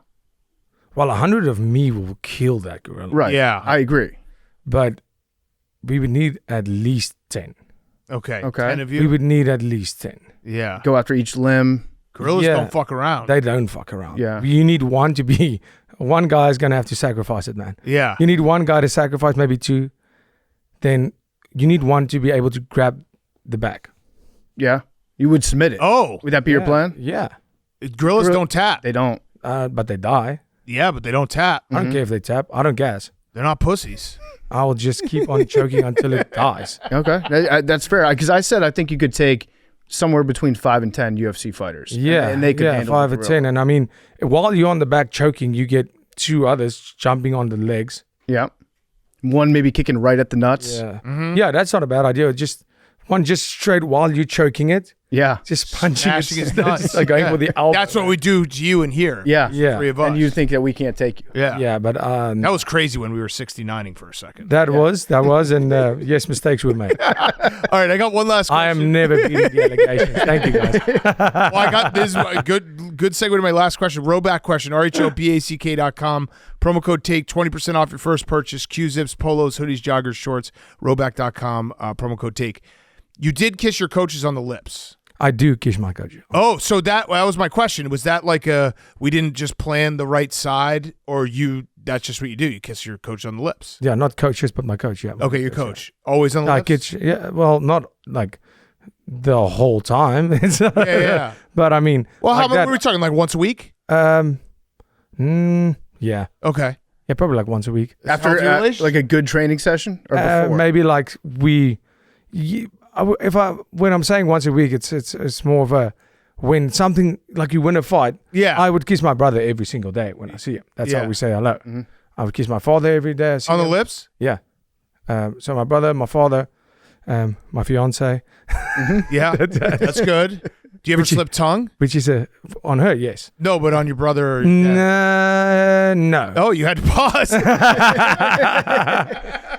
But bullying is real. And so, my coach has been the only coach I've ever had in the sport. And, my coach is my family. Yeah, you love him. Yeah. Yeah, I love my coach. I mean, we've been together for this whole journey. We started from my very first, before I was a professional, all the way. So, he's part of my family. And That's awesome. so that's how it is. And, I know I get a lot of shit for it. I couldn't care less. I'm a world champion. Do you think I care? Yeah, about listen. stupid opinion? It goes back to the basketball thing. Like, I would love to talk shit about you just kissing a bunch of men on the lips, but then you would beat my ass, and then it's like I got my ass kicked by the guy who kisses and his brother. you say on it the on lips. social media. I couldn't care less. I enjoy it because it's funny. Yeah. Banter. I love it. Yeah, it's I love funny. it. So for me, it's banter 100%. I couldn't care less because that's the thing. I can go, well, not me, but you can give any world champion shit. And it's, but I'm still a world champion. Yeah, you have that forever. Yeah. Right. But it's also kind of nice to be behind a keyboard and to be able to talk shit to a world That's it. champion. That's it. Because a lot of fun. that's the same guy that's probably going to see you and be like, oh my gosh, get Oh, another 100%. photo. Yeah, 100%. Me and Big Cat kiss on the lips every year on Yeah. our birthday. Yeah. We share a birthday. Okay, so that's once a year. Okay. So we podcast Yeah. together. Yeah. That's the Well, I people mean, that you that's care a about. very healthy. Yeah. That's Exactly. Mhm. All right. Well, Dricus, this was awesome. We really, really appreciate you coming by. We're going to be rooting for you on appreciate that. Thank you, Saturday. guys. We'll be there. Maybe I'll take off my shirt if you win. All right. all right. Maybe right now, Dricus, go Dricus. There's going to be a lot of guys ahead of you on that one. Yeah, that's true. That's true. Yeah, there's quite a few South Africans coming in, and they probably might rock up without shirts. I don't know. I love that. I like that, well, yeah. all right. Maybe I'll be the grossest guy with this shirt. I can do that for you. All right. Guys, Thanks so thanks much. for having me. It was awesome. Dricus Du Plessis was brought to you by Proper 12. This is PFT here. I'm making my Irish entrance with Proper number 12 Irish whiskey. How do you make an Irish entrance, you ask? It starts with a shot of Proper number 12 Irish whiskey because real friends don't let friends Irish exit a party without a story to tell. We were just shooting a Proper 12 ad earlier this week down at Declan's Irish Pub. Had a great time drinking some Proper 12. Original Proper number 12 is a rich and smooth blend of golden grain and single malt, aged 4 years in bourbon barrels. Mix it up with some ginger ale, get a classic and refreshing Proper ginger. If you're in the mood for something smooth but a little sweeter, try Proper Irish Apple. It's a delicious blend of Proper's award-winning Irish whiskey with crisp, fresh notes of apple. So get out there, make your Irish entrance. Anything else just wouldn't be proper. Make your Irish entrance with Proper number 12 Irish whiskey. And now, here's Dana White. Okay, we now welcome on a very special guest, recurring guest, very, very special guest. It is Dana White, head of everything UFC. We have UFC 319 coming to Chicago on Saturday night. We will be there. We're very excited. Dana, first of all, congratulations. The big new deal with Paramount Plus and CBS, $7.7 billion. My first question is a dumb question. How much of that do you get? Well, I own stock in TKO, so I get a salary and I got some stock. Let me just put it to you this way: it doesn't suck. Okay. Yeah. Okay. Does anything about your life change after this deal? No, nothing. Okay. Are you gonna treat yourself to anything? No, Like, I don't. I need will have anything. fries with that. Yeah. I literally don't need anything. I have everything I need. I'm good. What happens when you get a deal like this done is, now it's time to go to work. It's just every day, no matter what you've done last year, whatever you did yesterday, you're still proving yourself and you still have to get out there and kick ass every day. So now we have to get together with the powers that be on their side and figure out the scheduling and what we're going to do and how it's going to be different, how we can do, big events. And just every day when you get up, it's a grind and you continue to prove yourself every year. Every year when you end a year, you look at how do we beat last year? Right. And when you do that for 25 years, Yeah, it's pretty it's good. a grind. It's pretty good. All right, so when you announced the deal, everyone was like, "Oh, yeah, pay-per-view's dead. This is incredible, new model." At what point during the day on Monday when the announcements were going out were you like, "Oh fuck, I still have 5 more pay-per-views this calendar year that I got to sell"? Pay-per-view isn't dead. I mean, I'm gonna do a pay-per-view this Saturday. Yeah. And when we were doing this deal, even with the streaming services that we were talking to, all the different ones, some of them still had pay-per-view options. So pay-per-view is not dead. That's not true. This isn't going to be a pay-per-view deal. So it's incredible for the fans. Yeah. I mean, I saw this thing somebody posted yesterday, during the era that we're in now, it's like $1,100 to be a UFC fan to watch everything. Now it's like $150 or $115 or something to be a UFC fan. Yeah. There's going to be no more pay-per-views on this deal until this deal expires. Right. That's pretty good. I think that people should probably enjoy that as a fan. It's very fan-friendly. Are you going to miss having to go out there and sell fights, though? No. So this is how this really works. When you think about it, for the last several years, people have been talking about, oh, your competitors. My competitors are the NFL, the NBA, whatever movie comes out on Saturday, anything that takes people's attention away on a Saturday night is my competitor. So I still have to go out and convince you to stay home on Saturday night and watch these fights. Yeah. Yep. What does it mean for the fighters? Are they going to get, because a lot of the fighters, obviously big fighters, they would get a cut of the pay-per-view. Now, if there's less pay-per-views, is it like the base goes up? How does that work? Yeah. Listen, when you do a deal like this, we're talking about how good it is for the fans. It's obviously good for the company, but it's incredible for the fighters. And, we always had a model where you eat what you kill type thing with the pay-per-views. Mathematically, you just figure that out. It's going to be incredible. Since 2001, the day we bought this company, fighter pay has gone up. Every new deal that we've done, fighter pay has gone up. And obviously, fighter pay will go up for this deal. It's a really, not just financially for the fighters, but the amount of exposure now that they're going to get. More people can tune in, for $12.99 than they could for $80+. Yeah, it's a great deal. I got a dumb question about, like, when did you start negotiating this deal? How long does it take? Because it's a massive deal between two massive companies. It's a lot of money. When does that like start to take shape? Yeah, so a few months ago, our negotiation window opened up. As soon as it opened, we started talking to all the major players. And that's why there was talk of we could end up on multiple networks. Or just one. And literally in the last 3 days of last week, David Ellison came in and said, this is an all or nothing deal. I want everything. And the thing was negotiated in like 48 hours. Oh, was it you negotiating with him, or was it, obviously lawyers were involved, but like, were you sitting lawyers. there? Listen, my partner is the greatest agent to ever walk the face of the earth, Ari Emanuel. That's what he does. And Mark Shapiro, I think Mark Shapiro has forgot more about the television business than most people know. So you couldn't have two better guys, in there handling it. Okay. That sounds exciting. Sounds like a good thing for UFC fans. I know being able to have a streaming service that, is trustworthy, reliable, always there is going to be a great thing for them. And I know that you've got the Contender Series kicking off too, which you're very excited about. So my favorite show ever. Why are you so excited about the Contender Series? Why should I be excited as a self-admitted UFC casual?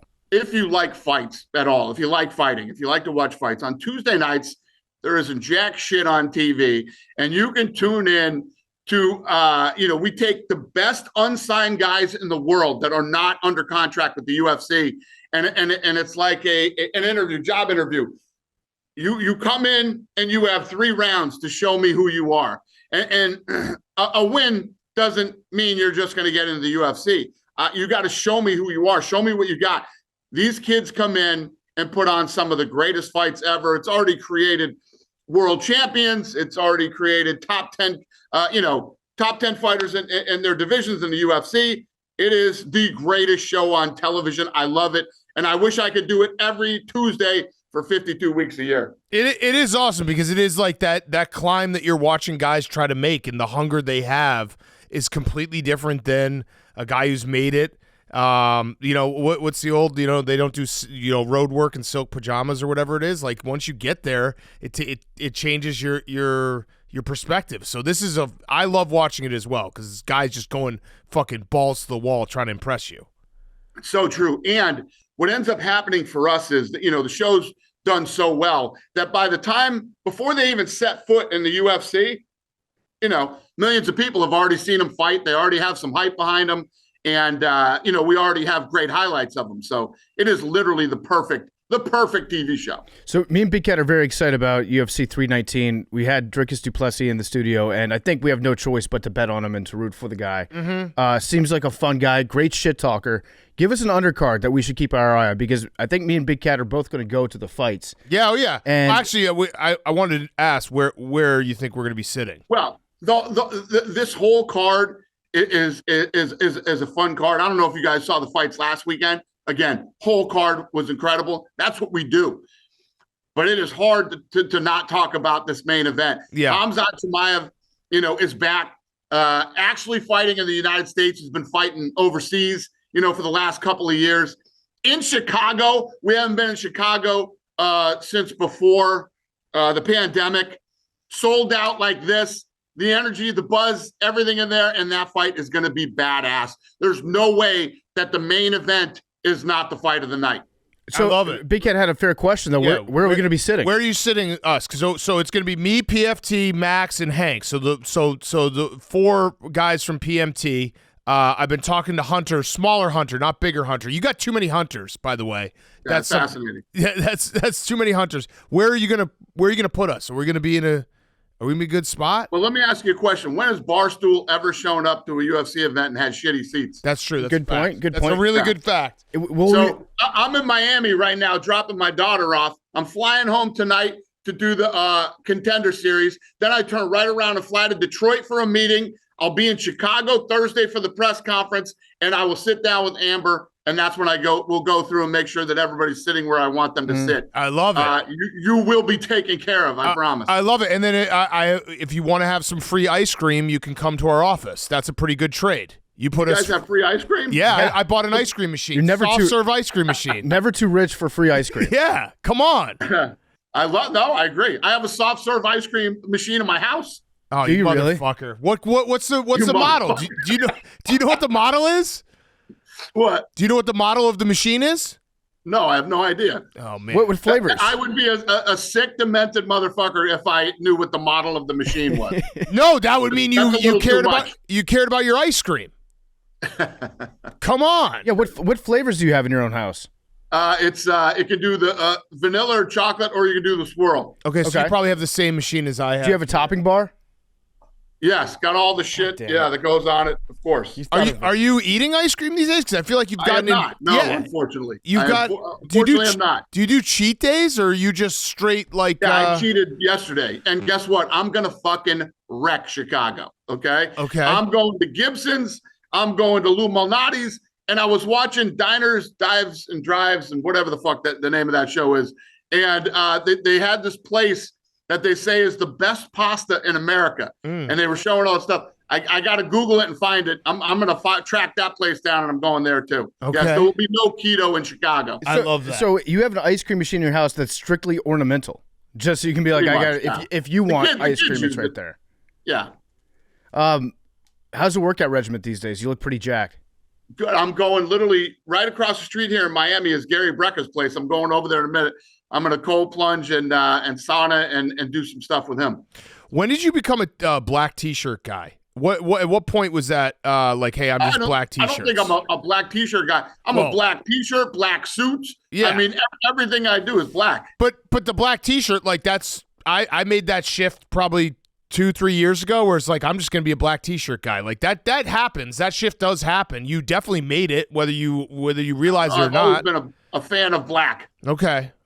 So I feel like there's got to be like 15 years ago. Do you miss the Ed Hardy days? I feel like you had some more graphic T-shirts back in the day. Did you have? No, I never did the Ed Hardy shit. I did some other goofy shit. I was wearing something else. Let me tell you what. I wish that whole goofy era could just disappear and go away. I don't know what the hell everybody was thinking then. Did you ever own a pair of bedazzled jeans? No, that I never did. Thank God. I think you're lying on that one. What about the I jeans? swear to God on my life. I never wore bedazzled, but I was wearing those, the hell was the name of the True Religion?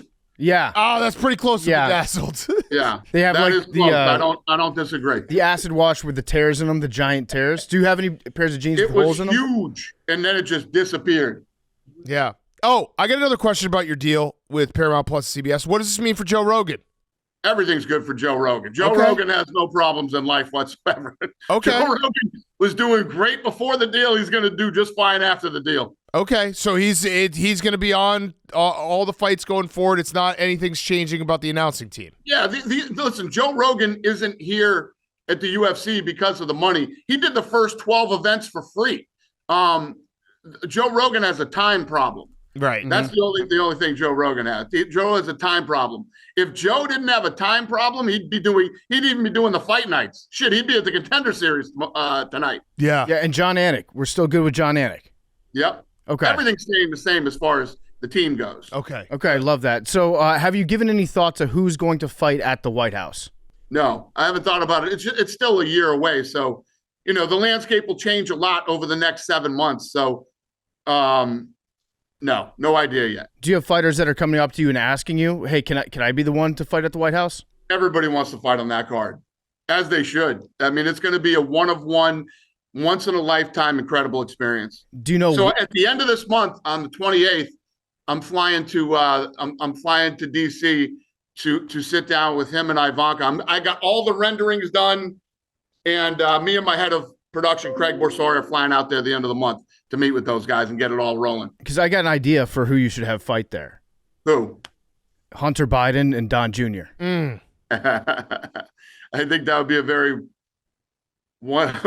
that'd be a tough one. What do you No mean? drug testing. No drug testing. No drug testing. No drug testing. Hunter Biden and Don Jr. I mean, you want to get numbers, Dana. That's going to get numbers. All right. I'll consider it.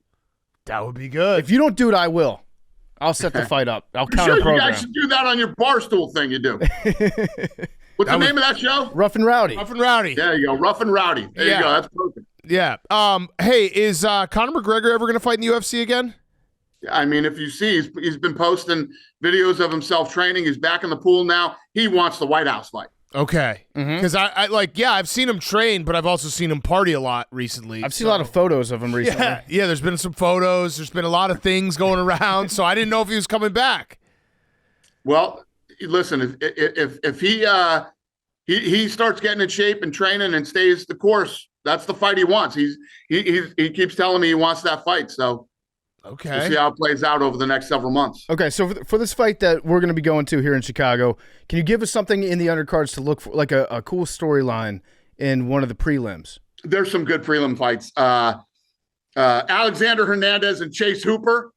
Okay. That is a very fun fight. Lupi and Jessica Andrade. The whole card is bad. Listen to me.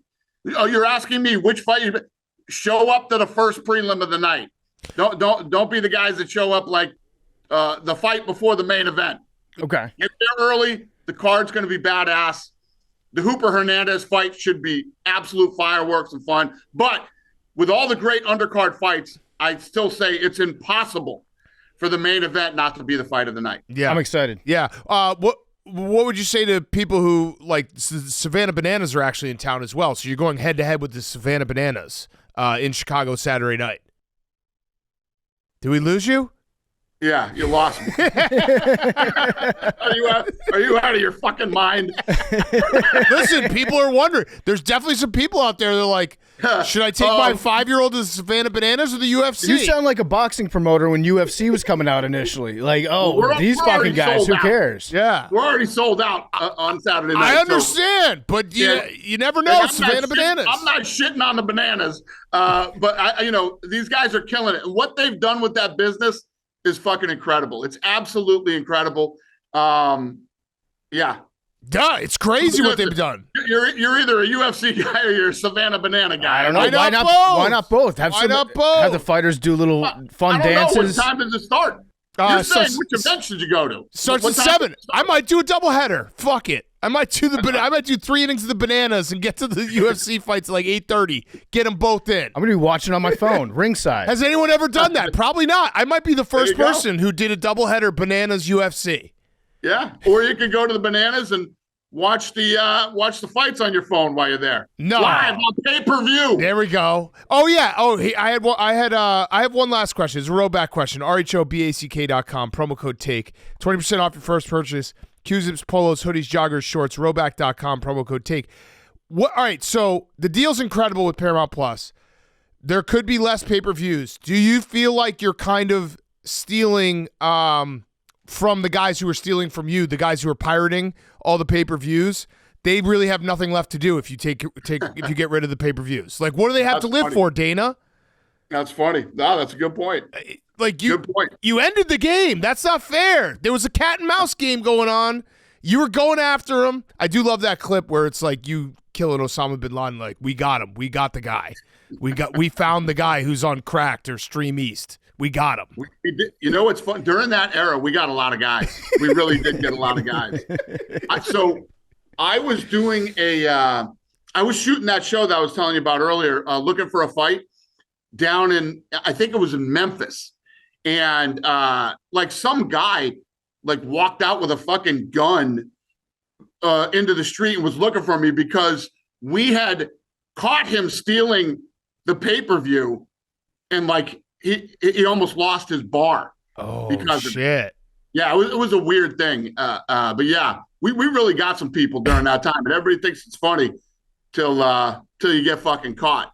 Yeah. Did you personally do any of that? Did you like find a stream and like send it to your top people? Like, hey, look, this guy's on his couch right now streaming it. We had a whole team put together. We literally have a whole. If you looked into our anti-piracy team and how it's run and what we do, it's impressive. Yeah, but think about it now. What about them? Yeah. What are they going to do? They don't have jobs anymore. Anti-piracy team. Yeah. Well, everybody out there thinks, there's millions of people. How could they possibly catch me? It is impressive, the setup on the anti-piracy team and how they do catch these guys. Yeah. Okay. My last question. I know it's been a while since this was brought up to you, but if we get a knockout in the main event, I know that Dricus doesn't think he's going to knock anybody out, but if we get a knockout, will you oil up? Oh, I don't even know what that means. You know what oil up. You oil up. Oiled up. We talked about dump that head. Yeah. Talk to me. What's it mean? It means rubbing oil on yourself. You're going to oil up. Yeah. Diddy party. Do you still get the comments? Do you still get the oil up comments? It's insane. It's insane. Yeah, it's insane. I will not be oiling up no matter what happens on Saturday night. Yeah, we're going to bring oil. Yeah, I'll oil up. We'll oil up. You give us a hug and a dap, and you'll be oiled up. So we'll do that for the people. Yeah. All right. All right, Dana. This fucking interview just went south quick. Oh, it's been going south since the beginning. That's why we love it. It's okay. No, here's the last question. Our UFC, so we have a UFC expert on this show, on Pardon My Take. He's not here Oh, no, he is here. Hank, do you have a question? This is Hank Lockwood, who you know very well as well. He said last week, I love UFC more than anyone, but it's very violent. Do we think it's maybe too violent for guys like Hank? Wait a minute. He's a big fan. Yeah. And he said, I love UFC more than anything, but it's too violent. Yeah. Yes. That's the weirdest fucking thing I've ever heard. It is. It is very weird. It's the duality of man. I just love the art of the sport. He just loves it so much, Got but it. there are times where he's like, ooh, that's too violent. Like striking, but maybe like a little less punching. All right, Dana, you probably are like, what the fuck did I just do? All right, we'll see you this weekend. We're excited. UFC 319 in Chicago. You'll be able to see us. You know what? Let's get at least one AWL who buys a pay-per-view just so they can see us for those 2 seconds they show us on camera. But Dricus is going to be awesome, and it's going to be a great event. And Dana, thanks so much, and congrats again. Thanks, boys. I appreciate it. I'll see you Saturday. Dana White was brought to you by Mountain Dew. It's dew season, baby. It's the summertime. We're getting outside. We're hitting the lake. We're hitting the beach. We're hitting the course. We're hitting the Camp Barstool coming up next week. Very excited for our good friends Mountain Dew to come along for the ride. Love drinking a Mountain Dew. Nothing like heading out to the boat, maybe going on the river, going fishing, bringing along a can of ice-cold Mountain Dew. Stock the cooler up. We've got summertime baseball, too. Nothing goes better with summertime baseball than Mountain Dew. It's great for hanging with your friends. You've got the refreshing citrusy kick of Mountain Dew, and the new cans are beautiful. They make me want to go spend time on a mountain just chugging some dew. Grab a Dew in the new packaging. Enjoy the refreshing citrus kick of Mountain Dew. Okay, let's wrap up the show. We got Pardon Your Takes, sports Pardon Your Takes before football season. Who on the show would be the funniest / best start to the season hot? Like 5-0, and then immediately lose every game the rest of the season. Oh, I've got one. Okay, give it to us. Memes. The Jets would be because we would get memes just absolutely melting down. Like a crazy meltdown. It's so mean, but it's so true. It is true. You know I'm right. I think and I feel like that question is basically just mere memes because that would be the most likely outcome as our teams do something good for a small window and then just completely fall on their face. That kind of did happen to the Bears last year. Yeah. After the Jacksonville game in London, I was like, this team is fucking good. Mm-hmm. They were not. But they kind of were. But they you win that Washington game. Yeah. 6-2. Yeah. Yeah, it did kind of happen. And I did say some reckless shit. So, yeah. I guess that would be fun. I mean, Max just won a Super Bowl, so he can't be upset. No. He will be, but actually that'd be funny because Max would get upset. Then we'd have to go the other way and just remind Max how he's not allowed to be upset. Yeah. And that would make him more angry. Hank would be sneaky funny just because we'd get to see Hank locking back in and then just locking back out. Yeah. That would be a very funny ride. Just be like you'd have a lot of bravado and swagger, and then to watch it go back to nothing would be funny. Yeah, fair. Okay. So, yeah, PFT and Max, I think, are excused from it because their teams are actually good. It would just suck. And they have, but if you're actually a good team and you start 5-0, it's like... Yeah, but if you went 5-0, you would be 10 out of 10 excited. Oh, it would be insane. Insane. And that would be I'd be funny. saying reckless. If you go 5-0, if your team is sitting perfect after 5 weeks, you are thinking soupy big. You're time. thinking undefeated. Mm-hmm. If the Jets are 5-0, it's a wrap. Oh. Just pray for everyone. The amount of hate I'd get online from the Jets being 5-0 would be insane. The Justin Fields. Sorry, I got to take. All right. Should we be concerned that Caleb is not playing meaningful minutes in August when he's clearly not even the 17th best quarterback in the league? Good question. I think the reasoning was they did extended practices with the Dolphins, and he got a shitload of reps in live tackling reps with the Dolphins, And what does 8 reps on Sunday do that he can't do with 30 reps against the Dolphins? Now, preference, I would have liked to see him play. I would have. How's Bagent looking? Bagent's good. He just doesn't have an arm. Yeah. Like that's really what he's a smart guy, tough guy, can make some of the throws, not all of the throws. If Bagent didn't have tattoos, would we be talking about him like he is a potential like 12-year backup quarterback? If you could just pump a little more arm into Bagent, yeah, it would be sick. But yeah, I would have liked to see him play. Would you have liked to see Jaden play? No, I was thinking about that because there will be a couple times a game when Jaden gets hit where I'm like, oh my God, what happened? Yeah. And I don't put him in bubble wrap, lock him in a room. Yeah. I would have preferred to see Caleb play, but I also understand the fact that he did do like extended practices that were live reps. Most violent practice they've ever seen. I like that. Yeah. Hey, fellas, if each of you were offered the chance to implement one wacky rule change within reason in the NFL prior to the start of the season, what would you pick? I've always liked the idea of like maybe 1 point if you can kick it through the uprights on a kickoff. I was going to say 4-point field goal, anything above 60 yards. Or like 1 point if you hit the crossbar on a kickoff. Yeah. I wouldn't mind 1 fifth down a game. Just like we get 1 fifth down. When do you use it? Yeah, when do you use it? Just get 1 extra. Yeah. It's not that bad. Would add a nice like element of, because then we would have another thing we criticize coaches for too. Mm-hmm. When like, damn. No fourth quarter though. Everyone would just save it for the fourth quarter. I don't think that's true. No? I think there would be there would definitely be times where teams would use it in the first if they're like goal line and they're like, hey, we got to get 7 here, and then we could criticize them. I mean, think about it with challenges in like the NBA. Coaches burn their challenges in the first quarter sometimes. I think one guy getting a knife would be a good addition too. One guy getting a knife would be awesome. Also, maybe one series where you could do multiple forward passes. I like that. That would be really, like, this is our forward pass series. I like that a lot. You just have a different playbook where a guy could be like 10 yards down the field and he just throws it again. The XFL had, you can do 2 forward passes on the same play if the first pass is completed behind the line of scrimmage. Okay. So if there was like a screen pass, that guy could then throw a pass. Yeah. What about lineman touchdowns count as more? Ooh. Yeah.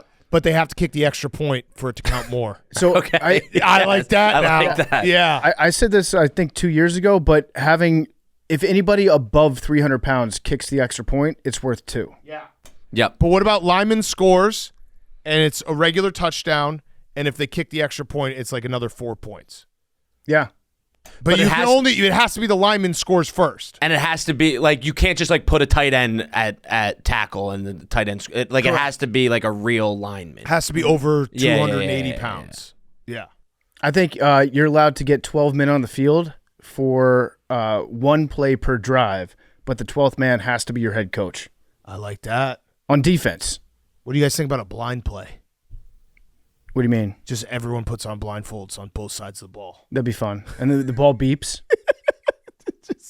What happened? Like, who knows? There just has to be 1 blind play per game. Yes. Jameis threw 40 touchdowns when he was blind. What about if it was 1 blind play, but the quarterback can see and the middle linebacker can see?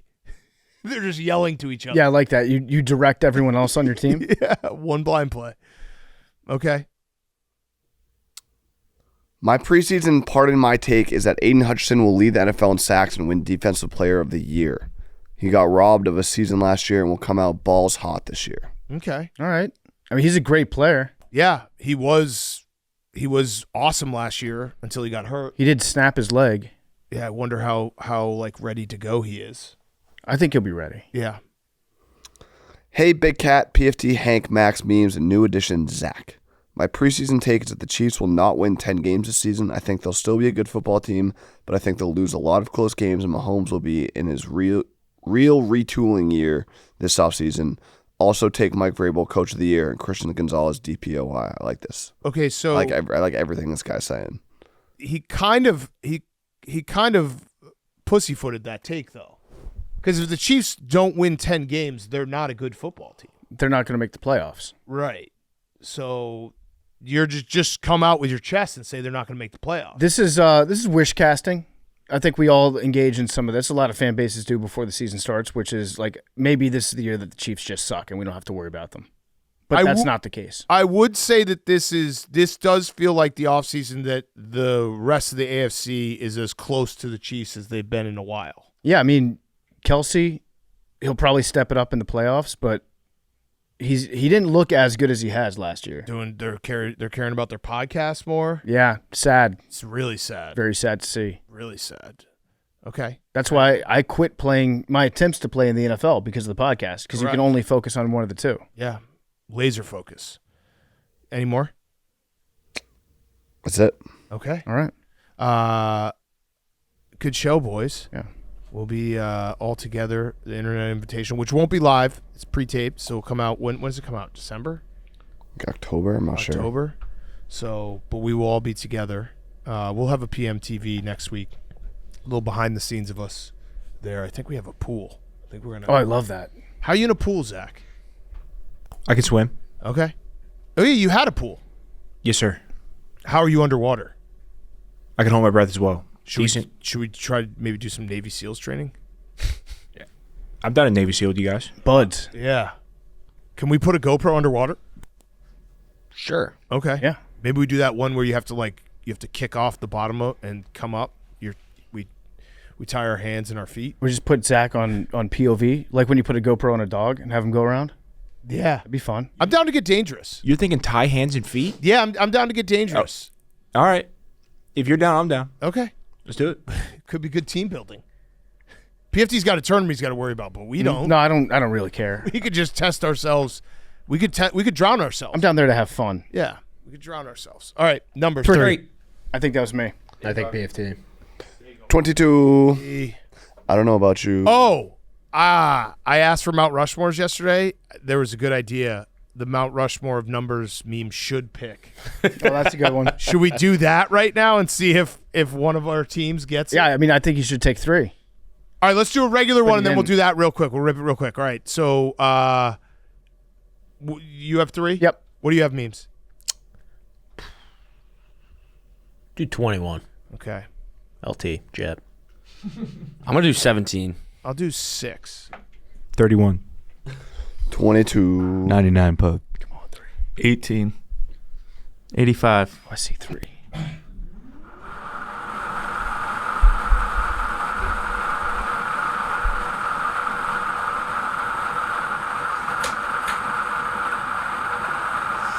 Seven. All right, real quick, same order as we just did our Mount Rushmore. Okay. The Mount Rushmore of numbers that memes should pick. And does this count officially? No, it doesn't. No, It come does not. on. It does What do not. you mean? All right, go ahead, Max. You guys are up first. We're on the same team. No, I think memes can't take part in this because it's the Mount Rushmore. Yeah, you're right. You You're right. pick, Yeah, but you memes is can't. out of this. Memes is out of this. All right, Max. 92. Okay. Shit Team number. Zach and Big Cat will go 3. It's a good number. We'll go 6 and 77. Okay. 77 good. 6, 77. Zach, give us one. We'll go 91. 91. Okay, Max, you have 2 picks. We'll go 76 and 85. 91 John Tavares, piece of shit. All right, I want to go. Let's go. I don't even remember what my first pick was. Let's go. Zach, give us 41. You guys have 2. Yeah, we had 6 and 77. Yep. Yep. Now you have 2 more.